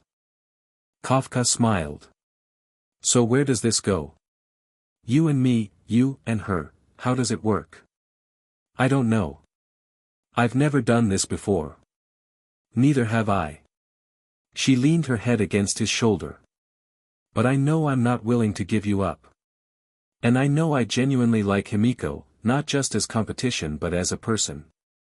And I know that whatever we're building, it has to be built on honesty." "Since when are you about honesty?" "Since you ruined me for lying." She pressed a kiss to his neck. "You create things, Izuku. That's your entire existence. So create something new here. A relationship that doesn't follow anyone's rules but ours. Ours being Mine, yours, and Himiko's. Whoever else decides to join eventually. She paused. Stelle's going to figure it out too, by the way. She's already halfway there. Stelle barely tolerates me. Stelle sparred with you for 2 hours this morning and then asked about your backstory.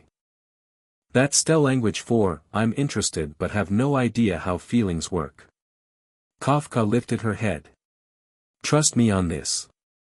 I read people for a living. You manipulate people for a living. Same skill set, different application. She stood, pulled him up. Come on. Himiko's in her quarters. I think we should all have a conversation. An actual, honest, everybody lays their cards on the table conversation. Right now. Right now. Before anyone has time to get in their own head about it. She tugged him toward the corridor. And then afterward, you and I can have a different kind of conversation. One with fewer words. Kafka, move, Genesis. Himeko answered her door in casual clothes, loose shirt, comfortable pants, hair down around her shoulders. She looked younger without the navigator's uniform. More human. We need to talk, Kafka said without preamble. All three of us. About whatever this is becoming. Himeko looked between them. Sighed. Opened the door wider. I already have wine open. They settled in Himiko's quarters, larger than the standard rooms, decorated with mementos from dozens of worlds. Books filled every available surface. A half-finished painting sat on an easel by the window.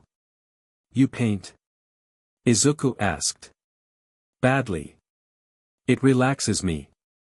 Himeko poured 3 glasses, handed them out, and sat on her bed while Izuku and Kafka took chairs.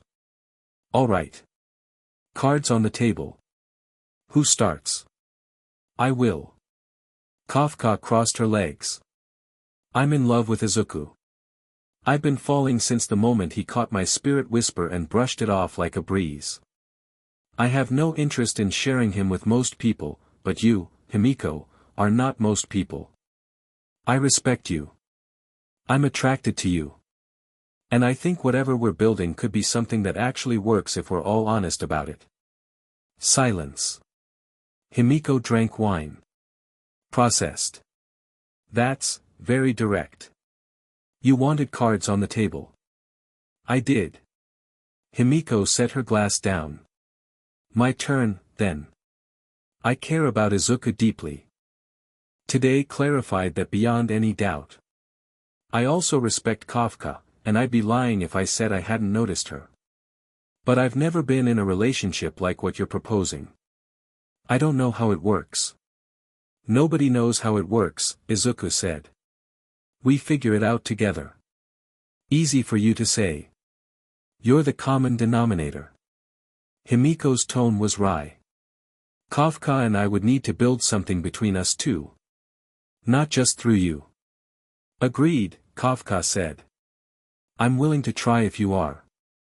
Himeko studied her. Why? Honestly, why do you want this? You're a Stellaron hunter. You could have anyone, anything. Why an Aeon and his navigator? Because he makes me feel real. Kafka's voice stripped bare. And because you make me feel safe. Different things. Both necessary. She looked away. I've spent years playing roles. Being what Elio needed, what the mission required.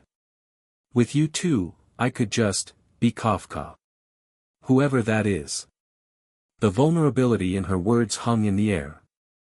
Himeko stood, crossed the room, and kissed Kafka. Not on the cheek. Full, soft, deliberate. Kafka froze, genuinely surprised for once in her life, then melted into it, one hand coming up to touch Himiko's face. When they separated, both women were slightly flushed. That's my answer, Himeko said. I'm willing to try. Kafka opened her mouth. Closed it. Opened it again. I didn't expect, I'm decisive, Himeko said, echoing Izuku's earlier description. Once I make up my mind, there's no hesitation. Izuku watched the two women he cared about most find each other, and something in his chest expanded, not power, just feeling. Just warmth and gratitude and the fierce, protective desire to make sure nothing ever took this away. So, he said. We're doing this. We're doing this, Kafka confirmed, still touching her lips. All three of us, Himeko added. Whatever that means, wherever it leads. Together, Izuku finished. The word settled over them. No one argued with it. Later, after conversation turned to laughter turned to touches that became less casual, Kafka voiced something that had been building all evening. Stay, she told Himeko. Both of you. Tonight. Himeko hesitated. Old habits, caution, propriety, the careful distance she'd maintained for decades. Izuku took her hand. Didn't pull. Just held. Only if you want to, he said. She looked at their joined hands. At Kafka's inviting expression. At the bed that was definitely large enough for three. I want to. What followed wasn't performance. Wasn't about power dynamics or cosmic significance or proving anything. Three people who'd spent their lives carrying weight alone, finally setting it down together. Kafka was intensity, focused, demanding, wanting everything and giving everything back. Himeko was discovery, each touch a revelation, each response a surprise that delighted her. Izuku was presence, steady, attentive, making each woman feel like she was the only person in the universe while holding both of them in his arms. They learned each other. Kafka's breath caught when Himeko kissed her collarbone. Himeko arched into Izuku's hands when they found the sensitive spots along her spine.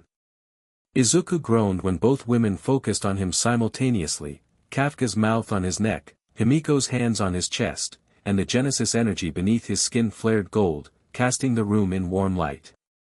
Still glowing, Kafka murmured against his skin. That's going to be a thing, isn't it? Shut up, Izuku managed. Himeko laughed, breathless, joyful, and pulled them both closer. They fell asleep tangled together, Himeko's head on Izuku's chest, Kafka's arm draped across both of them, legs intertwined in ways that would be uncomfortable by morning but felt perfect right now. Genesis energy pulsed softly through the room, warm and golden in content. Morning on the express came with artificial sunrise through the windows and the smell of coffee from somewhere. Izuku woke first. Kafka's face was pressed into his shoulder, purple hair a disaster. Himeko had migrated during the night and was now essentially using Kafka as a body pillow while Kafka used Izuku as a body pillow, creating a chain of cuddling that was simultaneously adorable and logistically complicated. He didn't move. Didn't want to. Just lay there, feeling both women breathe, and let himself have this. The door burst open. Himeko, March burned breakfast again and, Stelle froze in the doorway. Bat in hand. Pajamas with little star patterns. Expression cycling through confusion, realization, shock, and something that might have been betrayal at roughly the speed of light. Kafka opened one eye. Morning, trailblazer. Stelle's mouth worked silently. Himeko stirred, saw Stelle, and had the grace to look slightly embarrassed. Good morning, Stelle. Could you close the door? They, he, Stelle pointed her bat at Izuku. What is happening? What does it look like? Kafka asked, stretching lazily. It looks like, I don't, this is, Stelle's face went through 3 more shades of red. Is this why you've been weird? Both of you? With him? We haven't been weird, Himeko said. You held hands walking back from the mission. Kafka keeps kissing his neck in public. March has a betting pool. March has a betting pool. Izuku sat up, concerned. 70-30 odds you were already sleeping together. Dan Heng put money on it. Stelle brandished her bat. I defended your honor. I said you had more important things to do. And now, Stelle. Izuku's voice cut through her spiral. Calm, direct, gentle. Come in. Close the door. Let us explain. I don't want to come in. You're all, there's only one bed. Stelle. Something in his tone got through. She closed the door, from the inside, and stood against it with her arms crossed, bat still clutched like a security blanket. Talk. Fast. We're together, Izuku said simply. All three of us.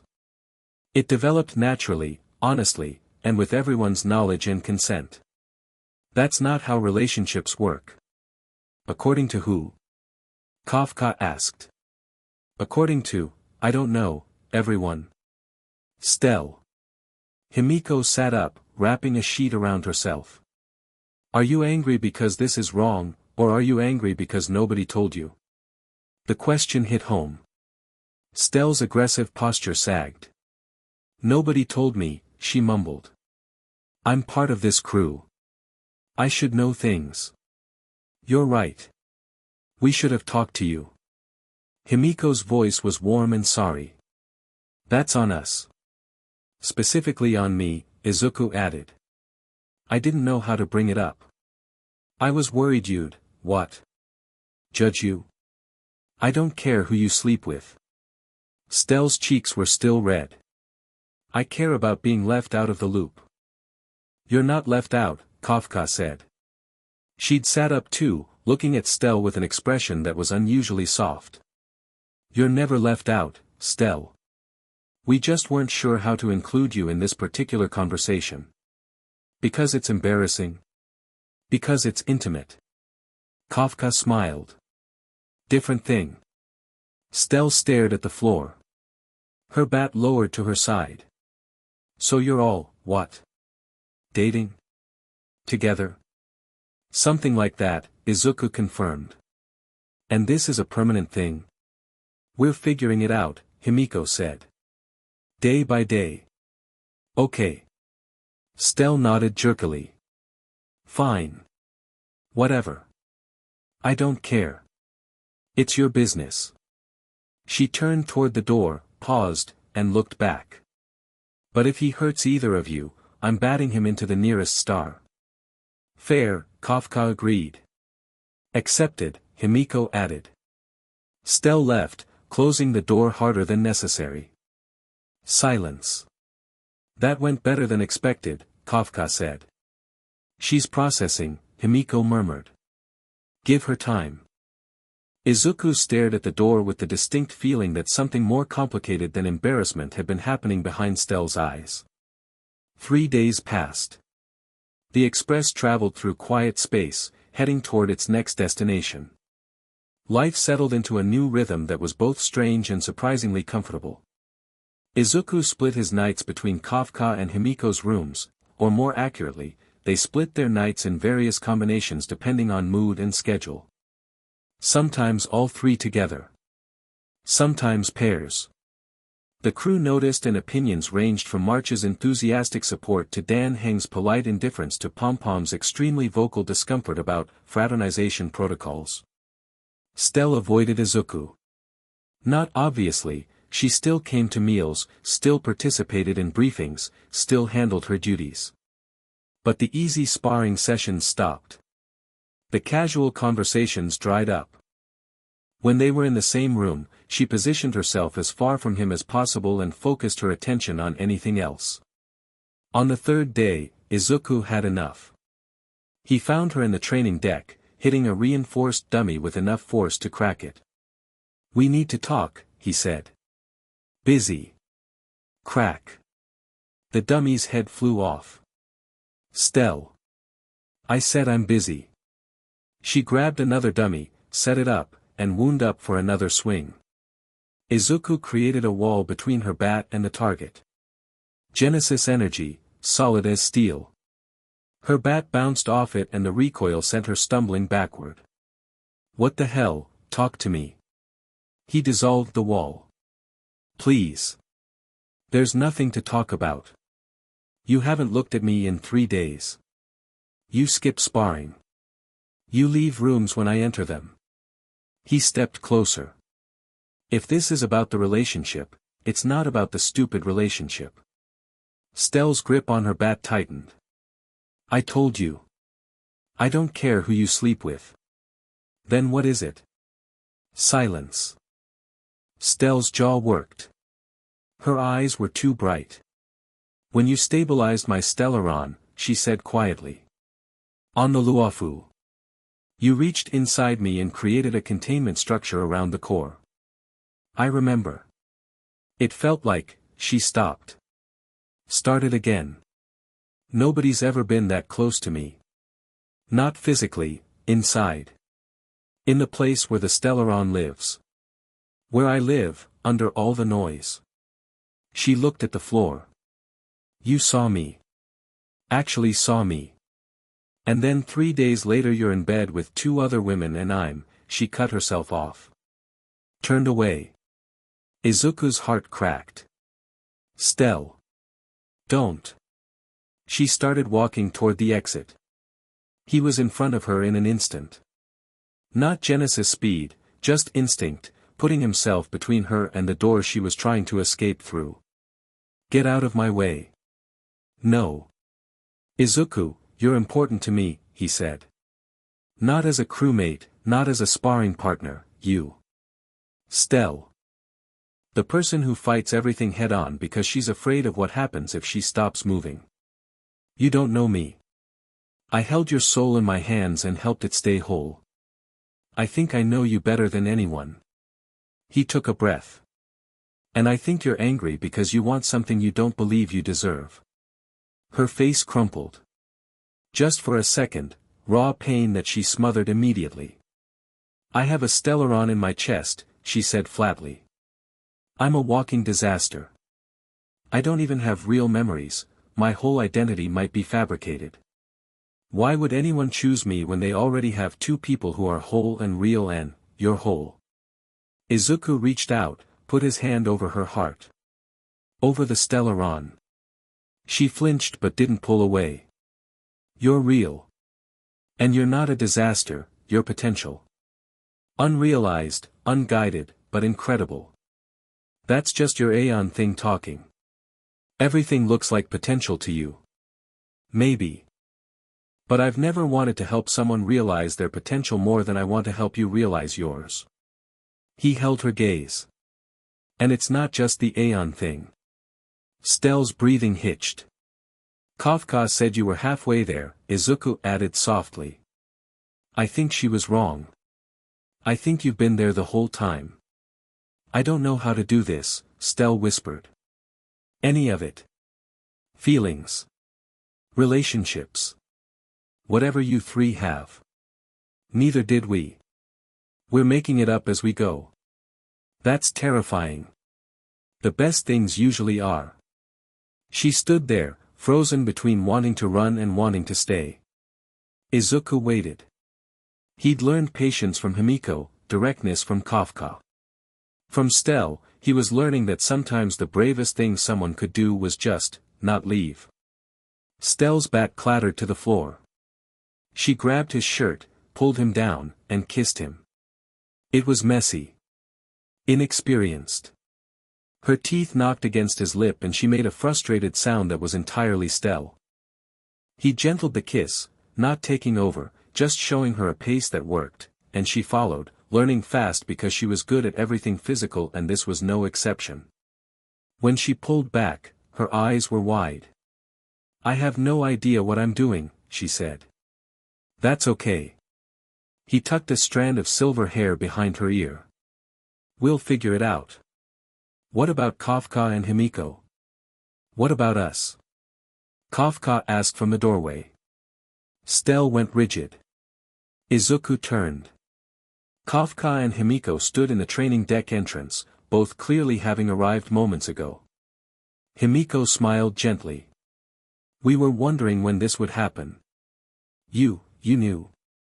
Stelle sputtered. Sweetheart, you've had a crush on Izuku since he caught your bat with one hand 3 weeks ago. Kafka crossed the deck, stopped in front of Stelle, and cupped her face with both hands.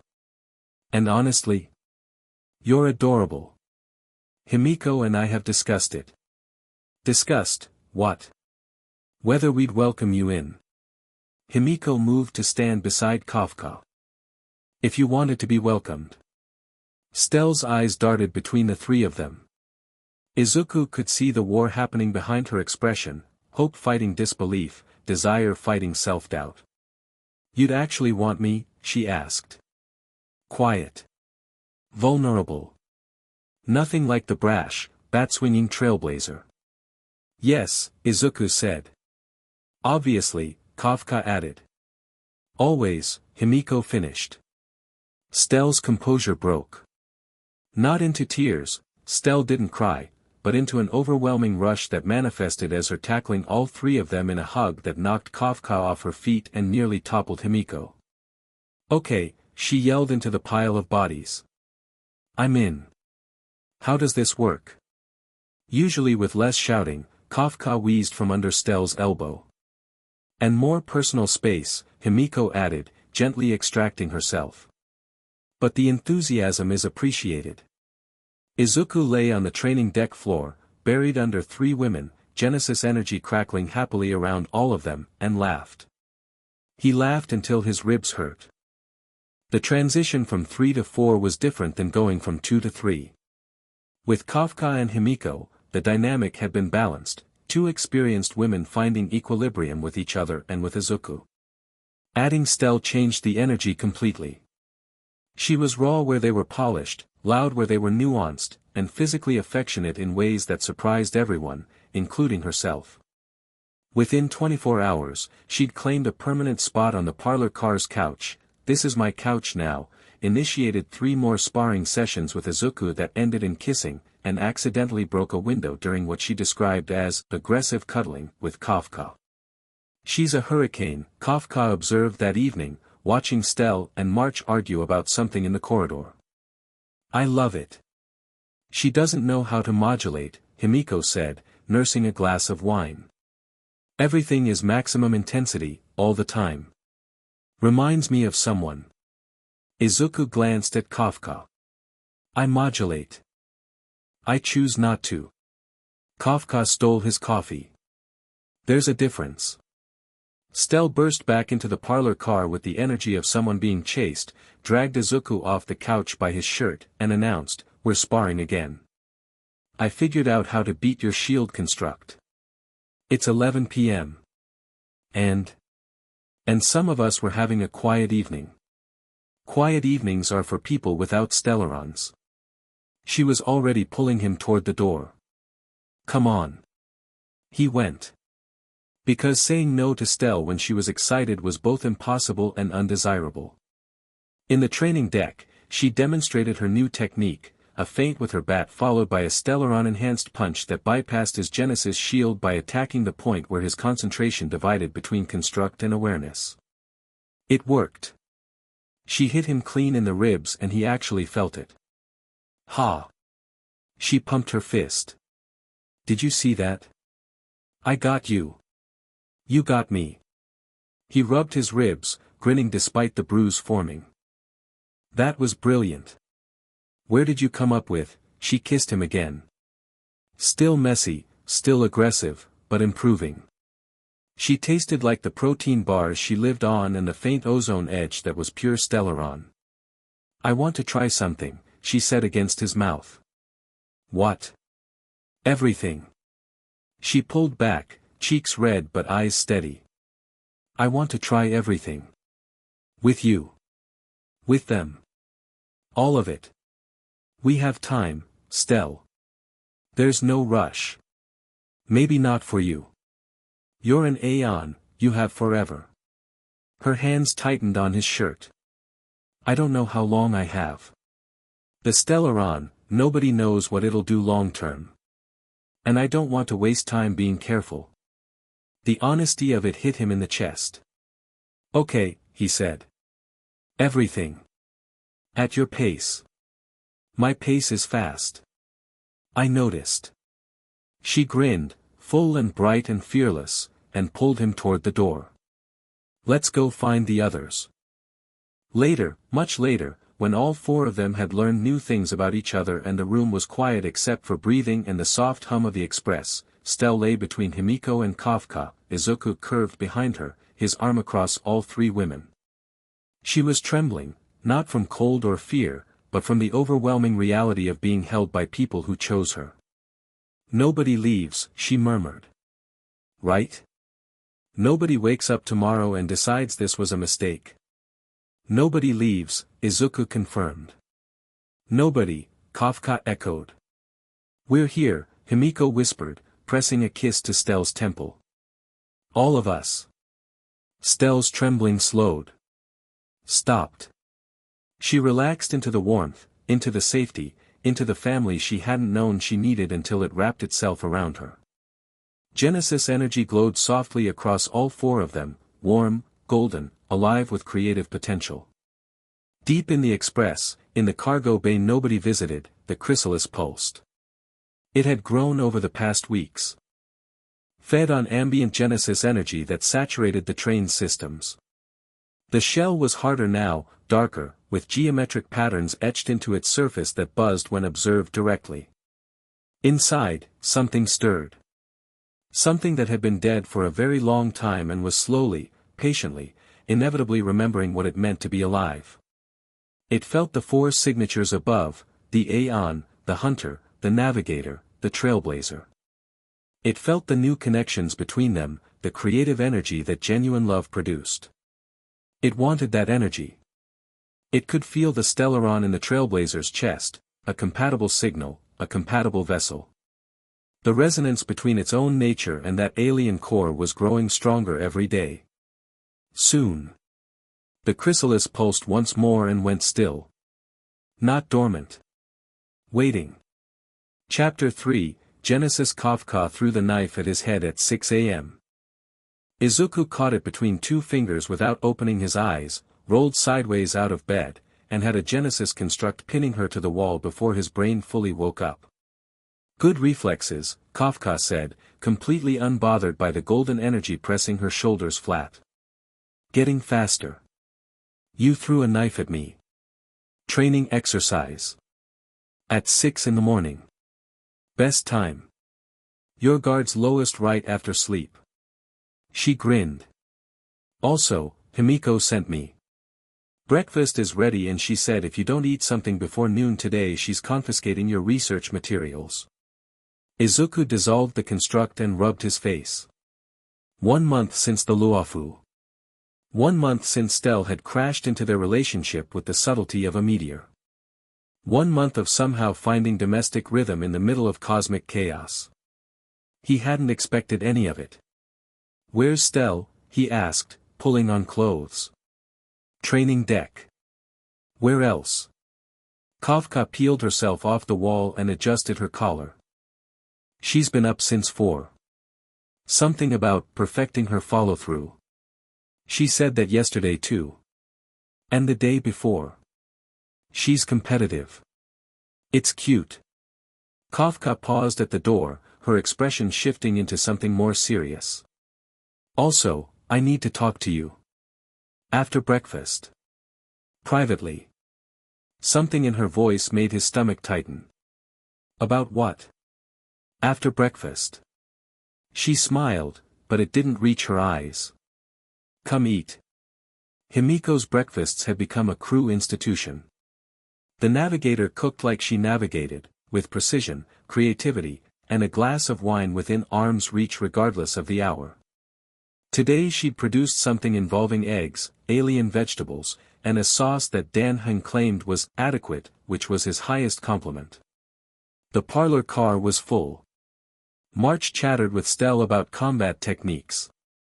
Dan Heng read while eating, which Himeko tolerated because she'd given up fighting that battle years ago.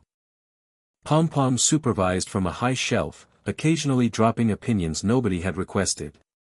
Izuku sat between Himeko and Kafka, eating with the steady efficiency of someone whose body burned through calories at cosmic rates. "You're quiet," Himeko observed, refilling his plate without asking. "Thinking. Dangerous activity." She bumped his shoulder with hers. "About what?" He glanced at Kafka, who was eating normally, chatting with March about photography. Nothing visible in her demeanor to suggest anything was wrong. But he knew her tells, the slight tension in her wrists, the way her laugh came half a beat late. "Not sure yet," he said. "Ask me tonight. I'll hold you to that." Stelle dropped into the seat across from him, sweating and grinning from her training session. She'd stolen March's toast and was eating it aggressively. "I cracked level 7 on the combat simulator," she announced. "New personal record." "That's great," Izuku said. "What configuration?" "Multi-target, variable terrain, enemies at 200% difficulty." She pointed her stolen toast at him. "I'm coming for your record next. I look forward to it. You should be scared. Terrified." She kicked him under the table. He kicked back. They got into a silent foot war while Himeko pretended not to notice and Kafka watched with open amusement. Normal morning. Regular chaos. Family. The word still felt new. Kafka pulled him into an empty storage room after breakfast. She locked the door, leaned against it, and for the first time since he'd known her, looked genuinely afraid. "I need to tell you something," she said. "And I need you to not freak out." "That's a great way to ensure I freak out." "Fair." She took a breath. Crossed her arms. Uncrossed them. Crossed them again. "I'm pregnant." The room went silent. Or maybe the universe went silent, Izuku couldn't tell because his brain had just performed a hard reboot. "You're pregnant. Carrying a child. Growing a new human being inside my body." Each word was clipped, precise, controlled. Kafka's version of panic. "I've known for a week. I confirmed it 3 times because the first 2 results seemed like some kind of cosmic joke."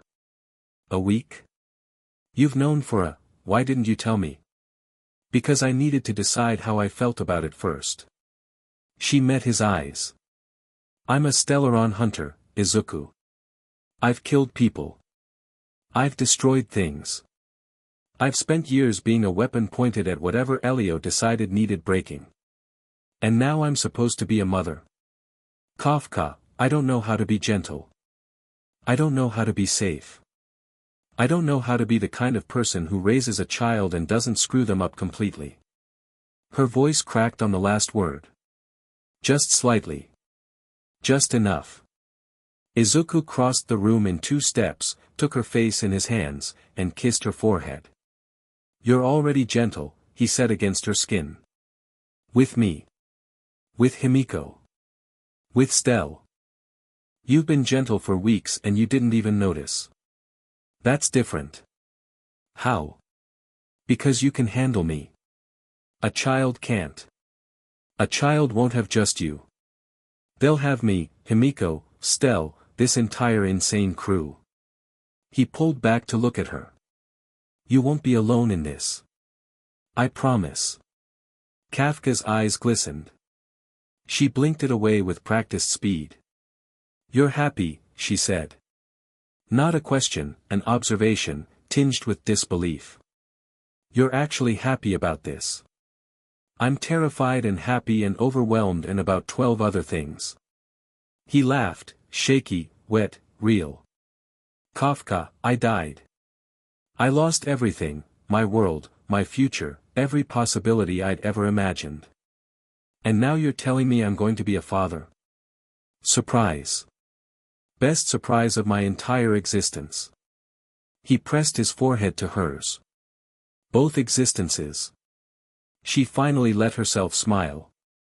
Really smile, not the calculated smirk, not the knowing grin, but something open and vulnerable and bright. "There's something else," she said. "More than this. Himeko's pregnant too." Izuku's knees actually buckled. He caught himself on a shelf, knocked something over, and stared at Kafka with an expression that apparently was hilarious because she laughed, full, genuine laughter that shook her whole body. "You, she, both of you. We found out at the same time." There was a moment. In the med bay. Very awkward. She wiped her eyes. Himeko handled it better than me, obviously. She started making lists. Nutritional requirements, development timelines, nursery logistics. She had a spreadsheet within an hour. Of course she did. Izuku slid down the shelf until he was sitting on the floor, processing. 2. We're having 2 children. At minimum. Kafka sat beside him. Genesis Aeon, remember? Your creative energy is literally designed to bring new things into existence.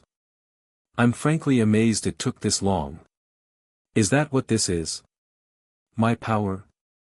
Partly. Mostly it's just biology and the fact that we've been having a lot of sex. She rested her head on his shoulder. But the Genesis component means these won't be ordinary children. They'll carry your path. They'll be something new. Izuku closed his eyes. Let the magnitude of it settle. He was going to be a father. Twice over. With 2 women he loved, in a universe he was still learning to navigate, while being hunted by forces that wanted him erased. We need to keep this quiet, he said. The Antimatter Legion, the Abundance Manifest, anyone who wants to target me, if they find out about the children, I know. Kafka's voice hardened. Anyone who threatens them dies. That's not negotiable. Agreed. He took her hand, laced their fingers together. When do we tell the others? Tonight. Family meeting. She paused. Stell's going to lose her mind. In a good way or bad way? In a Stelle way. Which means property damage. The family meeting happened in Himeko's quarters that evening. Himeko sat in her chair with a glass of sparkling water. She'd switched from wine without explanation, and now Izuku understood why. Kafka lounged on the bed. Stelle sat cross-legged on the floor, eating chips. So, Himeko began. Izuku and Kafka, have something to share. If this is about the sleeping arrangements again, I already moved my stuff to the bigger room, Stelle said around a mouthful of chips. It's not about sleeping arrangements. Is it about that weird thing in the cargo bay?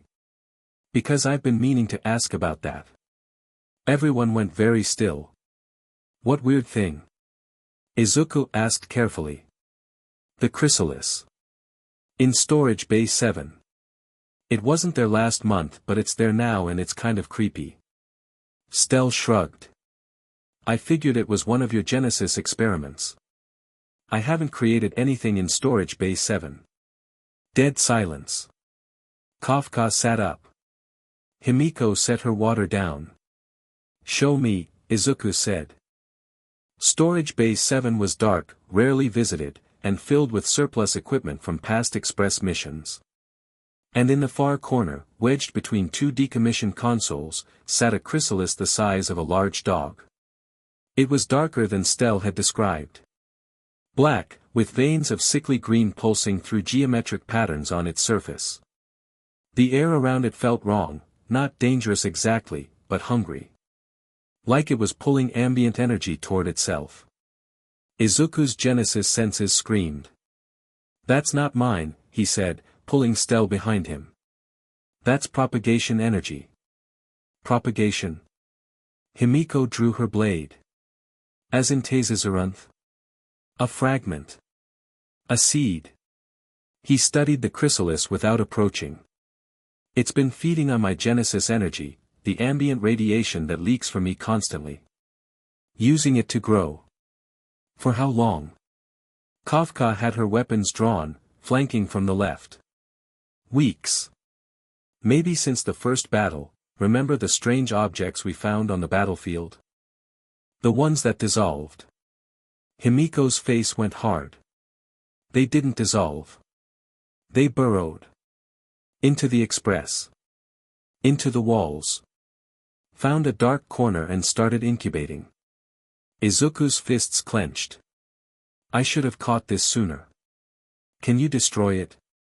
Stelle asked. She'd pulled her bat out of somewhere, she always had it on her, and was eyeing the chrysalis with aggressive intent. I can try. But if it's absorbed enough Genesis energy, destroying it might release a burst that, the chrysalis cracked. One split, running vertically down its face. Then another. The geometric patterns flared bright green, and the hungry feeling in the air intensified 100-fold. Back. Izuku threw Genesis shields around everyone, golden barriers slamming into place just as the chrysalis shattered. What emerged wasn't an insect. Not exactly. It was a shape, humanoid but wrong, proportions stretched and compressed, made of chitin and crystal and something that looked horrifyingly like flesh. It unfolded like origami, limb by limb, segment by segment, until it stood 7 feet tall in the center of the storage bay. It had no face. Just a smooth surface that reflected their own expressions back at them. And then it spoke. Genesis. The voice resonated through the floor, the walls, the air itself. Your creation sustains. Your creation feeds. Your creation will be consumed and replicated across infinite iterations. Teizazarunt, Izuku said. A fragment. A memory. A promise. The entity turned its faceless head toward Stelle. And you. Stellaron host. Compatible vessel. Propagation requires a womb. Stelle's bat blazed with silver light. Try it and I'll shove this so far up the entity moved. Fast, faster than anything that size should be capable of.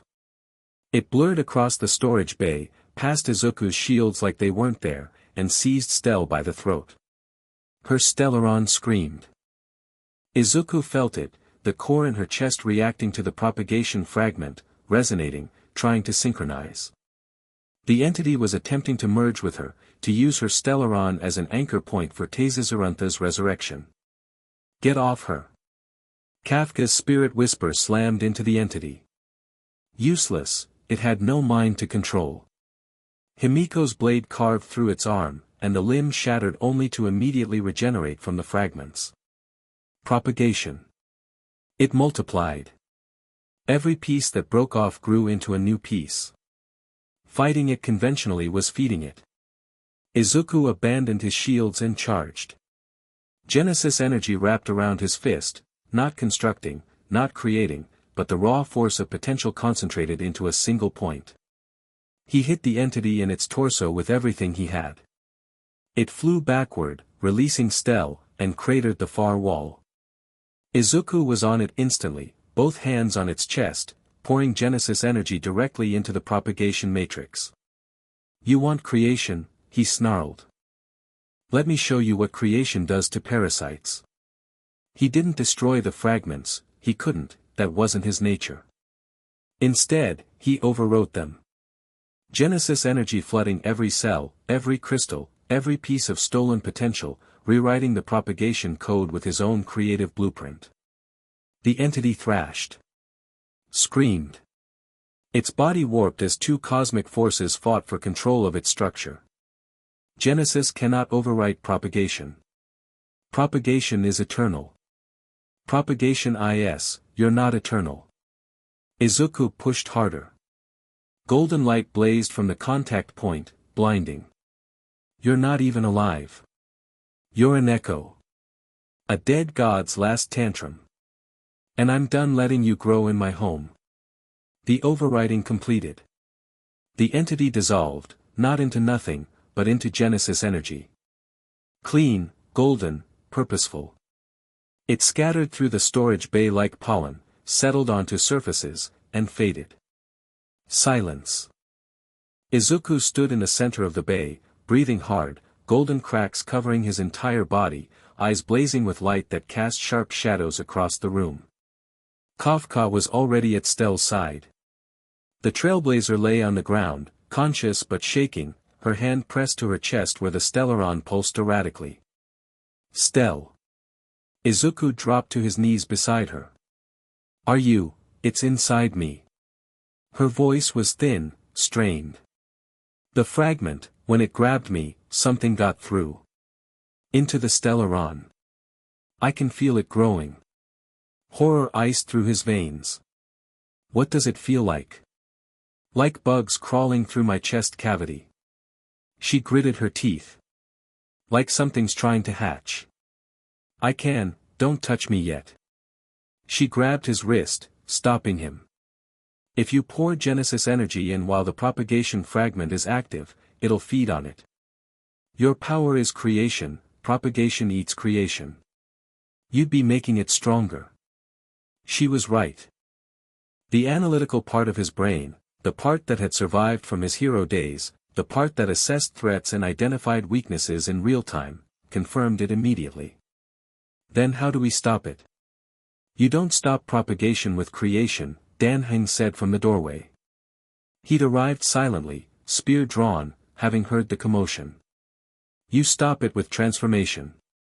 Not adding or removing, changing what's already there. Transformation isn't my path. No. But it's adjacent. Creation includes the ability to make something new from something existing. That's transformation by another name. Dan Heng met his eyes. You did it with the Stellaron fragment on the Luofu. You didn't destroy the corruption, you gave it direction. Purpose. That was a fragment. This is inside Stelle. Inside her soul. Then go inside her soul and do it there. Stelle laughed. Weak, pained, but genuinely amused. You want him to go into my brain. My brain is a mess on a good day. Not your brain. Izuku was already thinking, plans forming and discarding at rapid speed. Your Stellaron resonance space. The place where you and the Stellaron interface. If I can reach that space, I can interact with the propagation fragment directly. You did something similar during the Luofu mission, Himeko said. She'd moved to Stelle's other side, blade sheathed, medical training kicking in as she checked vitals. When you stabilized her core. You created a containment structure inside the resonance space. This would be deeper. More invasive. He looked at Stelle. I'd essentially be entering your innermost self. Seeing everything, memories, fears, desires, everything you are. There's no way to do it while maintaining your privacy. Privacy. Stelle laughed again, sharper this time. Izuku, there's a dead god trying to hatch inside my chest. Privacy is not my top concern right now. I need you to be sure. I'm sure. She grabbed his shirt, pulled his face close to hers. Get in there and kill it. I can't kill it. I can only change it. Then change it into something that isn't trying to eat me. She kissed him, hard, fast, desperate. Do it now. Before it spreads. Izuku looked at Kafka and Himeko. I need you to keep her body stable while I'm inside. Genesis energy will be flowing between us. If something goes wrong, if the propagation fragment tries to use our connection to escape into me, you need to sever it. Physically pull us apart. What happens to you if we do that? Kafka asked. Nothing good. Izuku, it's the safest option for everyone. He placed his hands on Stelle's chest, directly over the Stellaron. Ready? Stelle closed her eyes. Ready. He dove in. Stelle's resonance space was chaos. Not the comfortable chaos of her personality, real chaos, structural chaos, the kind that happened when two incompatible cosmic forces were fighting for dominance inside a single soul. The space manifested as a city. Fragmented, impossible, built from Stelle's subconscious, buildings that were memories, streets that were habits, a sky that shifted between starlight and void depending on her emotional state. Half the city was normal. Stelle's half, loud, colorful, aggressive, alive. The other half was being consumed.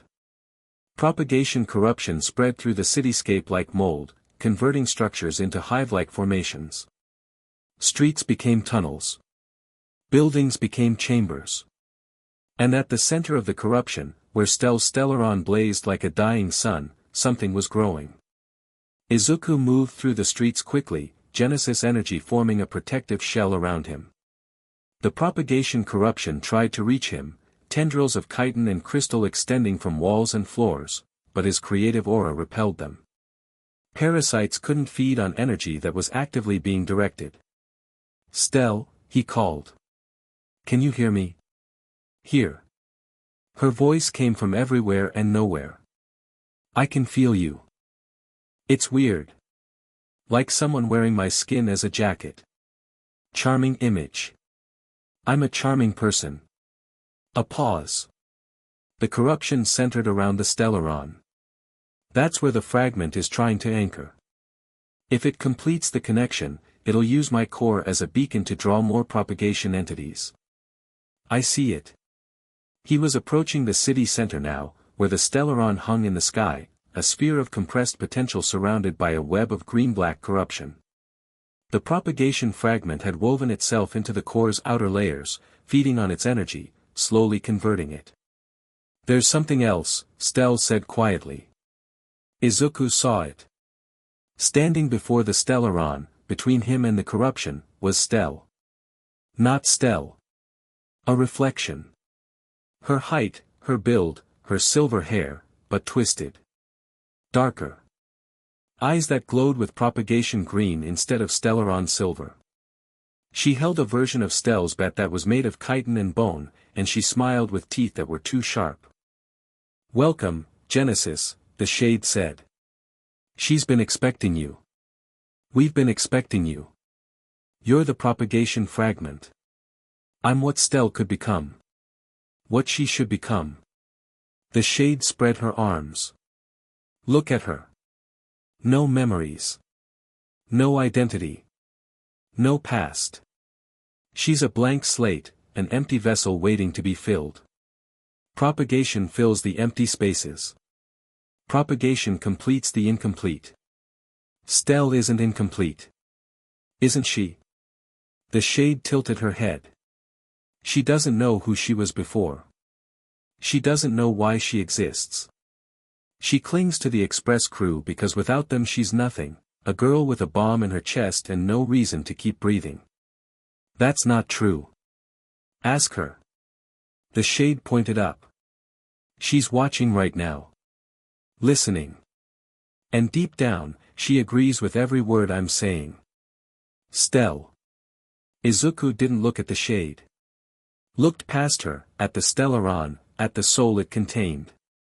"Is that true?" Silence. Long painful. "Some of it." Stelle's voice was small. Smaller than he'd ever heard it. "I don't know who I am, Izuku.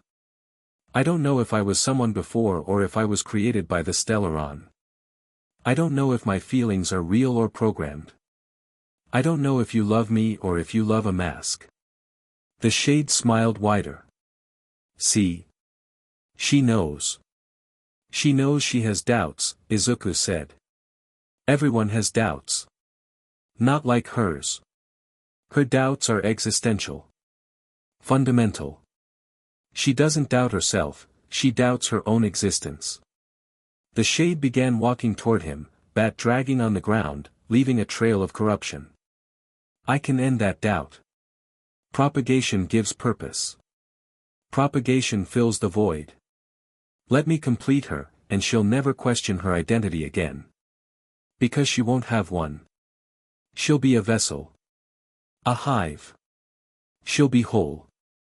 She's already whole." The shade stopped. Something flickered in its expression, confusion, uncertainty. Not its own feelings, Stelle's, reflected. "She doesn't believe that," the shade said. "Then I'll prove it." Izuku stepped forward, past the shade, toward the stellaron. Corruption lashed at him, tentacles of propagation energy trying to stop his advance. He burned through them with Genesis light, each step deliberate, each footfall cracking the corrupted ground and replacing it with clean surface. "What are you doing?" the shade demanded, following. "Showing her." He reached the stellaron and pressed both hands against its surface. Genesis energy flowed, not into the core, not fighting the corruption, but through it. Through the stellaron and into Stelle herself. Into her memories, or rather, into the spaces where memories should be. He didn't create false memories. Didn't fabricate a past she didn't have. Instead, he showed her what he saw. Everything he knew about her. Everything she'd shown him without realizing it. The way she fought, without hesitation, without reservation, throwing herself at danger because protecting others mattered more than protecting herself. The way she ate, enthusiastically, greedily, savoring every flavor like she was afraid it might be her last meal. The way she laughed, sudden bursts of joy that caught everyone off guard, including her. The way she sparred with him every morning because physical contact was the first language she'd learned and the only one she fully trusted. The way she trembled the first night they'd all been together, not from fear, but from the overwhelming realization that she was wanted. The way she looked at Kafka and Himeko when she thought nobody was watching, with a hunger that wasn't physical, but existential. The desperate, aching need to be part of something permanent. This is who you are, Izuku said. Not memories. Not history. Not whatever you were before. This, right now, the person who cares too loudly and fights too hard and loves too much. That's Stelle. That's real. The stellaron blazed. The resonance space shook. Stop. The shade charged, bat raised, corruption flooding its form until it was barely humanoid. She's mine. The empty spaces are mine. Propagation claims the void, there is no void, Izuku said. He turned from the stellaron and faced the shade. Genesis energy poured from him, not as a weapon, not as a shield, but as pure creative potential. The truth of what he'd shown Stelle radiated outward, filling the resonance space, touching every corrupted surface. There's no void because she filled it herself. Every day, every fight, every connection, she's been creating her own identity from scratch. Building something from nothing. He smiled. Sound familiar? The shade faltered. That's my path, Izuku continued, walking toward it. Genesis. Creation. Making something meaningful from raw potential. And Stelle has been walking that path since the day she woke up, whether she knew it or not. She didn't choose, she chose every day. She chose to get up. To fight. To care. To love. He was close enough to touch the shade now. You offered her completion, but she was never incomplete. She was just, in progress. He reached out and placed his hand on the shade's chest. And so are you. Genesis energy flooded the propagation fragment. Not overriding, not this time. Transforming. Taking the parasite's desire to fill empty spaces and reshaping it into something constructive. Something compatible with Stelle's stellaron. Something new. The shade screamed. Its form destabilized, chitin cracking, corruption bleeding gold. The propagation patterns didn't vanish, they restructured, geometric shapes becoming organic curves, parasitic tendrils becoming symbiotic connections. The shade looked at him with Stelle's eyes. Green fading to silver. Fear fading to wonder. What am I becoming? It asked with Stelle's voice. Something that's never existed before, Izuku answered. Part stellaron. Part propagation. Part genesis. Completely yours. The shade dissolved. Not into nothing, into Stelle. The energy flowed back into the stellaron, merged with it, became part of it. The corruption across the resonance space didn't disappear either. It transformed, hive structures becoming something closer to architecture, parasitic growths becoming something closer to gardens. The city rebuilt itself around him. Still chaotic, still impossible, still fundamentally Stelle. But bigger now. Stronger. More complete. Izuku. Stelle's voice, full-bodied again, resonating from every surface. I felt that. All of it. What you showed me. I meant every bit. I know. A pause. Warmth flooding through the resonant space like sunrise. Thank you. Come back to us. We're waiting. Izuku opened his eyes. He was lying on the storage bay floor, head in Kafka's lap, Himeko's hands on his chest monitoring his vitals. Stelle lay beside him, eyes closed, breathing steady. The stellaron in her chest pulsed with new light, silver shot through with green and gold, three cosmic forces in harmony. Is she? Izuku started. Stelle's eyes opened. Silver. Clear. Bright with something that hadn't been there before. I'm here, she said. I'm good. She sat up slowly, looking at her hands. I'm different. The stellaron hummed. Energy rippled across her skin, not unstable, not dangerous, but controlled. She raised one hand and something materialized in her palm. A small crystal flower, identical to the one the Luofu fragment had created for Izuku.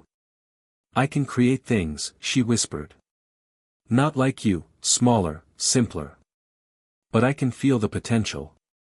The propagation fragment merged with your stellaron, Izuku explained. Both of them were restructured by Genesis energy. You're carrying 3 cosmic signatures now, all working together. Is that safe? Himeko asked immediately. It should be.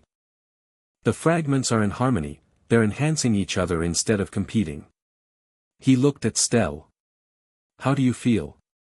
She was quiet for a moment. Really thinking about it. Whole, she said. I feel whole. Kafka made a choked sound. Izuku looked up and found tears on her face, actual tears, something he'd never seen before. What? Kafka wiped them away aggressively. I'm hormonal. I'm allowed. You're pregnant, Stelle said blankly. Wait. What? Oh. Himeko sat back. I suppose now is as good a time as any. As good a time as, Himeko, are you? Yes. Himeko placed her hand on her own stomach. Both of us. About 5 weeks along. Stelle's mouth opened. Closed. Opened. She punched Izuku in the arm. Ow, you got them both pregnant. It wasn't exactly a unilateral decision, 5 weeks. That means since before the Luofu. And nobody told me. We found out recently, I can't believe, this is, you, Stelle sputtered through 3 more partial sentences before her expression suddenly, completely changed.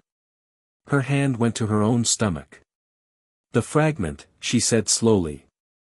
When it merged with my stellaron. There was a moment. I felt something, start. Everyone went very quiet. Stelle, Izuku said carefully. Are you saying, I don't know? Maybe. The stellaron changed, and when it changed, I felt like something new started growing. Not propagation. Not parasitic. Something. She looked at him. Something ours. Izuku reached out with his Genesis senses, delicate as breathing, and touched the edge of her transformed stellaron. There. Tiny. Barely a spark. But unmistakable. A new potential. Created by the merging of 3 cosmic forces. Conceived not biologically, not yet, but energetically. A soul taking its first breath inside a woman who'd never believed she could create anything. Oh, Izuku said. His voice cracked. Oh, Stelle. Is that a good oh, or a bad oh? It's an I'm going to be a father 3 times oh. Stelle stared at him. Stared at Kafka. Stared at Himeko. And for the first time since anyone had known her, Stelle cried. Not small tears. Not quiet weeping. Full body sobbing that shook her frame and left her gasping. She curled into Izuku's chest and Kafka wrapped around her from behind and Himeko placed her hand over all of theirs and held it. I didn't think I could, Stelle managed between sobs. I didn't think I was real enough to make something real. You're real, Izuku said, holding her tight. You're so real. We're all real, Kafka murmured into Stelle's hair. And we're all in completely over our heads. Himeko laughed softly. Welcome to parenthood. 2 months passed. The express traveled. Missions continued. The crew adapted to the new reality with varying degrees of grace. March found out about the pregnancies first. She'd been running the betting pool and demanded her winnings from Danheng, who paid up with silent dignity. Pom-Pom had a full meltdown about liability insurance and express regulations regarding dependent minors, before Himeko calmed them down with a combination of logical argument and wine. Kafka's pregnancy showed first. She refused to modify her wardrobe and simply started wearing Izuku's shirts, which hung long enough to cover what needed covering. The visual of a deadly Stellaron hunter padding around the express in an oversized dark green shirt became oddly endearing. I look ridiculous, she said, examining herself in a mirror. You look beautiful, Izuku said. I look like I'm wearing a tent. A beautiful tent. She threw a pillow at him. Himeko carried with quiet elegance, her body changing gradually, her energy levels fluctuating but never dropping below combat ready. She adjusted her fighting style proactively, shifting from aggressive swordplay to defensive techniques that kept threats at range. I'm pregnant, not fragile, she told Izuku when he tried to bench her from a routine mission.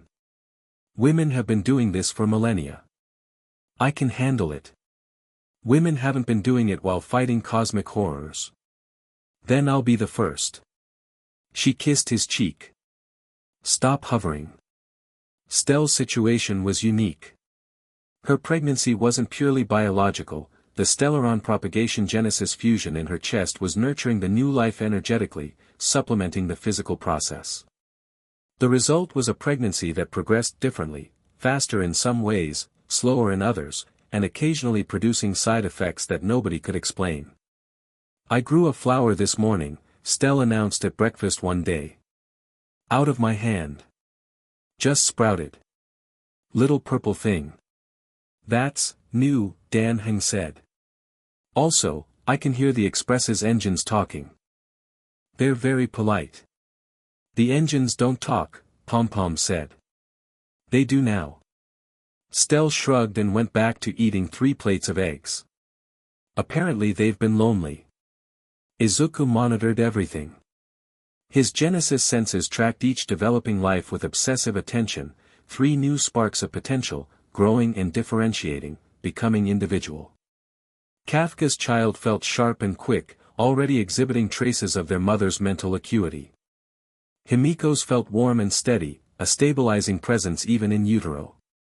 Stelle's was wildest, fluctuating between cosmic signatures, sometimes feeling like a Stellaron, sometimes like a propagation bloom, sometimes like pure Genesis. He loved all 3 of them already. Fiercely, completely, in a way that rewrote his understanding of what creation meant.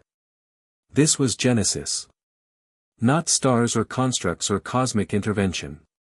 This, new life, new love, new family, was what his path was truly about.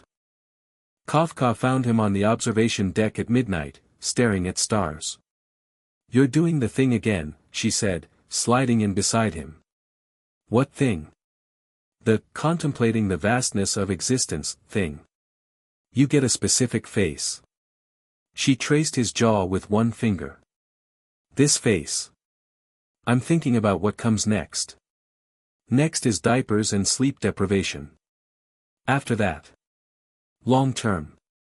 He turned to look at her. I'm an Aeon, Kafka. I'll live. I don't even know how long. Effectively forever. And you won't. She didn't flinch. I know. The children will grow up. You'll age. Himeko will age. Even Stelle, the Stellaron might extend her lifespan, but eventually, Izuku. She took his face in her hands. A familiar gesture, their gesture. I've thought about this. More than you know. And And I choose right now. Today. Tomorrow. However many tomorrows I get. She pressed her forehead to his. You're asking me if I'm afraid of you outliving me. The answer is yes. But the alternative is never having loved you, and that's infinitely worse. I could try to, Genesis can create, maybe I could, no. Her voice was firm. Don't extend my life artificially. Don't try to make me something I'm not. What I am, this woman, this moment, this child growing inside me, that's enough. Let it be enough. You and Himeko keep saying that word. Enough. Because you keep needing to hear it. She kissed him softly. We're mortal, Izuku. You're not. That's the reality. But what we're building, this family, these children, this ridiculous, impossible relationship, that's your legacy. That's what lasts. He held her. Pressed his face into her hair and breathed her in, sharp perfume and something softer underneath that was just Kafka, just the woman behind every mask. I love you, he said. I know. Kafka. I love you too. Obviously.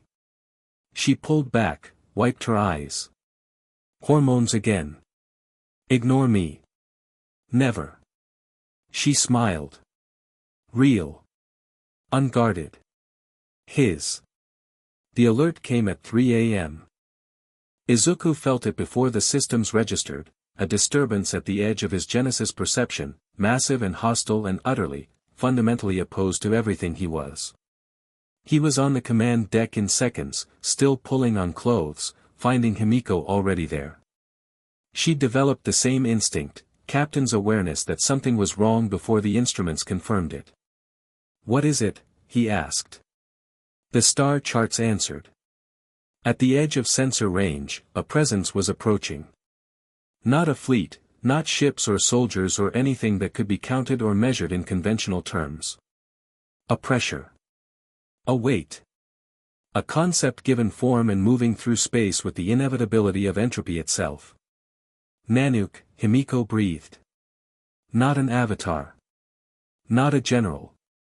Not a manifestation. The Aeon of destruction itself had turned its attention toward them, and its attention had weight, had mass, had the crushing gravity of absolute ending. The Express shuddered. Reality thinned around them. Kafka arrived next, then Stelle, then the rest of the crew. Everyone felt it, the oppressive, suffocating awareness of something vast enough to unmake solar systems noticing their existence. Can we run? Dan Heng asked. No. Izuku's voice was calm. Eerily calm. You can't outrun destruction. It's not a force that moves, it's a state that spreads. Then what do we do? Izuku walked to the main viewport. Stared out at stars that were beginning, one by one, to go dark. Nanook wasn't traveling toward them. Nanook was expressing toward them, reality itself degrading along the path between the destruction Aeon and the Genesis Aeon, matter surrendering its existence as the concept of ending approached. I meet it, Izuku said. Like hell you do. Stelle grabbed his arm. That thing kills Eons. Actual, established, fully powered Eons. You're barely a month old. 2 months. And it's not here to kill me. He watched another star wink out. It's here to test me. To determine if I'm worth destroying or if I'll destroy myself. How can you possibly know that? Because I can feel its intent. And it feels. He paused, searching for accuracy. Curious. Destruction is curious about Genesis. About what creation means in a universe where everything ends. Curiosity from the thing that unmakes reality, Kafka said flatly. Comforting. Stay here. All of you. He turned to face his family, his crew, his lovers, his children growing inside the women who'd chosen him. This is between eons. Izuku, Himeko started. Please. He crossed to her, kissed her. Then Kafka. Then Stelle lingered with each one. If I don't come back, you're coming back, Kafka said. Not a request. A statement of fact delivered with absolute certainty. I'm coming back, he agreed. But if I don't, the children carry my path. Genesis continues through them. Whatever happens to me, creation doesn't end. He walked to the airlock before anyone could argue further. Space was silent. Izuku floated in the void between dying stars, Genesis energy blazing around him like a corona, not for protection, but for identity. For defiance. In a universe where stars were going out, he was the thing still shining. The destruction approached. Not a shape. Not a form. Nanook didn't need a body, it was a concept experiencing itself, an idea so powerful that reality rearranged around it. Where Nanook's attention fell, things stopped existing. Not violently, gently. Kindly, almost. The ultimate mercy of ending. Izuku understood it. That was the terrifying part. He understood why destruction existed, why it was necessary, why every creation eventually needed to end. But understanding wasn't acceptance. I know why you're here, he said into the void. Silence. Then, you create. The voice wasn't sound. It was meaning pressed directly into consciousness, bypassing language entirely. Izuku felt the words form in his bones. I do. Creation implies permanence. Permanence is an illusion. All things end. All things change. That's not the same as ending. A pause. The dying stars held their breath. The ones you love will die. Yes. The children they carry will die. Eventually. Even you will end. Given enough time, even eons fall to me. Maybe. Izuku let his Genesis energy expand, not aggressively, not defensively. Just, being. Existing as fully as he could, creating light and warmth and potential in the space between them. But not today. And every day I exist, I create more than you can destroy. An arrogant claim. A mathematical one. Destruction removes what exists. Creation makes what doesn't exist yet. The set of things that could exist is infinite. The set of things that do exist is finite. I will always have more to create than you have to destroy. Another pause. Longer this time. The dying stars stabilized, not reigniting, but holding. You reason like a scholar. You fight like a warrior. You love like a mortal. I was mortal. I remember what it means. That is your weakness. That is my strength. We shall see. Nanook's attention pressed against him, not attacking, but weighing. Measuring. The pressure of absolute ending bearing down on the concept of absolute beginning. Izuku's Genesis aura flared and fought and held. For a single, eternal instant, creation and destruction existed in direct opposition, two eons confronting each other's fundamental nature. Then Nanook withdrew. Not retreated. Not defeated. Simply, withdrew. The dying stars flickered back to life, one by one. Reality solidified. The crushing weight of ending lifted. One final communication, pressed into Izuku's consciousness like a fingerprint in clay, interesting. Then nothing. Normal space. Normal stars. Normal silence. Izuku floated alone, trembling, soaked in sweat that froze instantly in vacuum and was immediately replaced by Genesis energy. His entire body ached from the exertion of simply existing in destruction's presence. But he'd done it.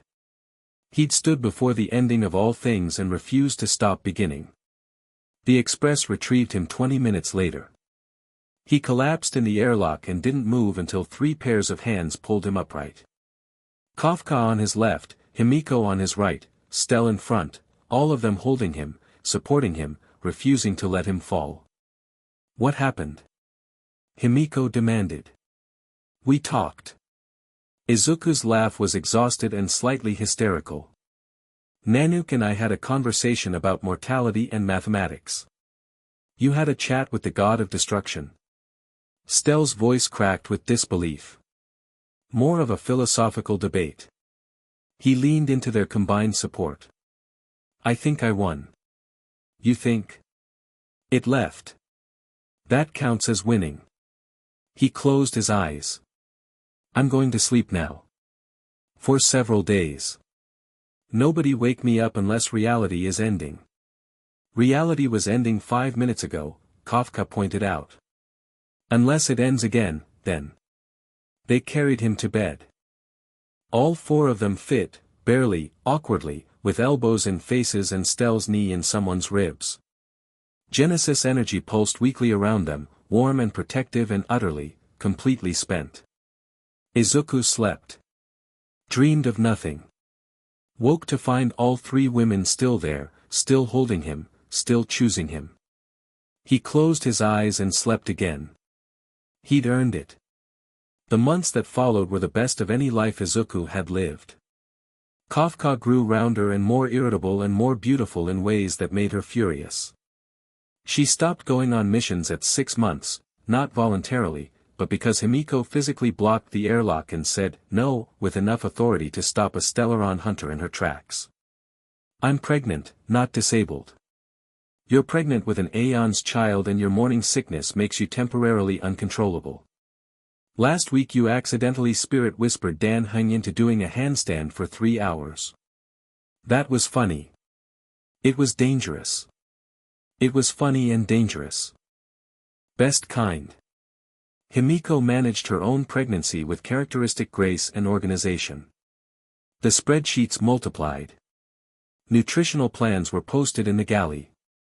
A nursery was being constructed in a room that Genesis Energy had expanded to 3 times its original size, furnished with items Izuku created and Himeko organized with military precision. Stelle's pregnancy was the wildest. Her hybrid Stellaron made everything unpredictable. Some days she glowed with creative energy and accidentally brought furniture to life. The sentient couch in the parlor car was eventually named Gerald and accepted as a crew member.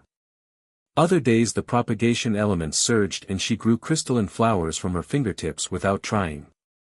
I made another one, she'd announce at breakfast, presenting a new bloom. This one hums when you hold it. That's beautiful, Stelle. It also bites. Less beautiful. Their dynamics evolved in ways none of them predicted. Kafka and Himeko developed their own relationship, private, deep, occasionally surprising. Izuku came back from a mission once to find them slow dancing in the parlor car, Himeko's head on Kafka's shoulder, both of them humming off-key. Stelle integrated herself into every possible configuration. She was competitive about everything, including pregnancy. My kid kicked first. My morning sickness was worse. I created sentient furniture, beat that. And Izuku watched it all, watched his family grow and evolve and become something no universe had ever seen before. An Aeon's household. Not a temple, not a cult, not a cosmic institution. Just a home. 9 months in, Kafka sat up at 2 a.m. and said, "It's time." Izuku had never moved faster in either of his lives. The Express's medical bay, upgraded by Genesis Energy, staffed by March, who had somehow acquired nursing certification from 3 different worlds, and supervised by Himeko, who was having contractions of her own but insisted on managing the logistics first, became the site of the most unusual births in cosmic history. Kafka's labor was fast and intense, like everything about her. She gripped Izuku's hand hard enough to crush bone and didn't scream, she hissed, sharp and focused, channeling every contraction with the precision of a woman who controlled everything, including pain. "If you say, breathe, I will murder you," she told Izuku through clenched teeth. Wasn't going to. Good. Their daughter arrived at 3:47 a.m. Purple hair, green eyes, and a cry that carried a faint trace of spirit whisper energy that made March temporarily believe she needed to start knitting immediately. "She's perfect," Kafka whispered, holding the infant with hands that had killed hundreds and were now trembling with gentleness she'd sworn she couldn't feel. "She has your face," Izuku said, touching a tiny fist that gripped his finger with surprising strength. "Poor kid." But Kafka smiled, the real one, the unguarded one that only they ever saw. Himeko lasted 4 more hours before her own labor demanded attention. Hers was calmer, steadier, and she managed it with the same competence she brought to everything, including pausing between contractions to check on Kafka and the newborn. "Himeko, focus on yourself, I'm multitasking. I'm very good at it." Their son was born at 8:12 a.m. Red hair like his mother, green eyes like his father, and an immediate, obvious calm that felt like warm starlight. Himeko held him to her chest and cried openly, no attempt to hide it, no embarrassment. Just a woman holding her child for the first time and letting herself feel everything. Stelle went into labor 3 days later, the hybrid nature of her pregnancy extending everything. Her delivery was the most complicated, the stellaron propagation genesis energy fluctuated wildly, creating brief reality distortions throughout the medical bay. At one point, flowers spontaneously grew from every surface. At another, the lights developed temporary sentience and had to be calmed down. "This is really weird," Stelle yelled. "You're doing great," Izuku assured her. "The wall is singing." "Ignore the wall. It's singing my name." Their daughter arrived at midnight, silver hair, golden eyes, and a stellaron spark visible in her chest that pulsed in perfect harmony with her heartbeat. She didn't cry. She looked around the room with ancient curiosity, then yawned and fell asleep. "She's so quiet," Stelle said, looking mildly concerned. "Is she supposed to be that quiet?" "She's perfect," Izuku said. Third time. Same certainty. Same overwhelming, devastating love. "She's got your analysis face," Stelle observed. "That weird look when you're figuring something out." "That's not weird. It's a little weird." Stelle grinned, exhausted, radiant, whole. "But I like weird." A week later, the entire family gathered in the expanded nursery. 3 cribs. 3 children. For parents who had no idea what they were doing and were figuring it out together with varying degrees of competence. Kafka held her daughter with practiced ease. She'd taken to motherhood with the same intensity she brought to everything, studying childcare with the focus of an assassin learning a new skill. The baby slept peacefully in her arms, occasionally making the soft cooing sounds that could hypnotize anyone within earshot. "She's using spirit whisper," Kafka said proudly. "Already. She's making baby noises," Himeko countered, feeding their son with the calm efficiency of a woman who'd read 11 parenting books in a week. "Baby noises that make you want to hold her. That's spirit whisper. That's being a baby." Stelle sat on the floor with her daughter in her lap, both of them surrounded by small crystal flowers that the infant kept accidentally creating. Every few minutes, a new bloom would sprout from the carpet, and Stelle would carefully add it to the growing garden. "She made a tree this time," Stelle said, pointing to a small crystalline bonsai that had appeared next to the crib. "It's pretty.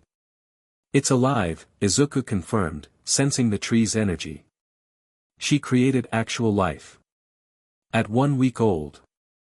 That's normal, right?" "Nothing about this is normal, Stelle." "Cool. Normal is boring anyway." Izuku stood in the center of the room, surrounded by his family, and felt Genesis energy pulse through all of them, connecting, nurturing, creating bonds that would outlast stars. Kafka looked up at him. "You're doing the face again." "What face?" "The, I can't believe this is my life, face." She shifted their daughter and reached for his hand. "Get used to it." He took her hand. Himeko reached up and took his other one. Stelle grabbed his ankle because she was on the floor and it was the closest part of him available. "So," Kafka said. "Now what?" "Now we raise them," Himeko said. "Now we protect them," Stelle added.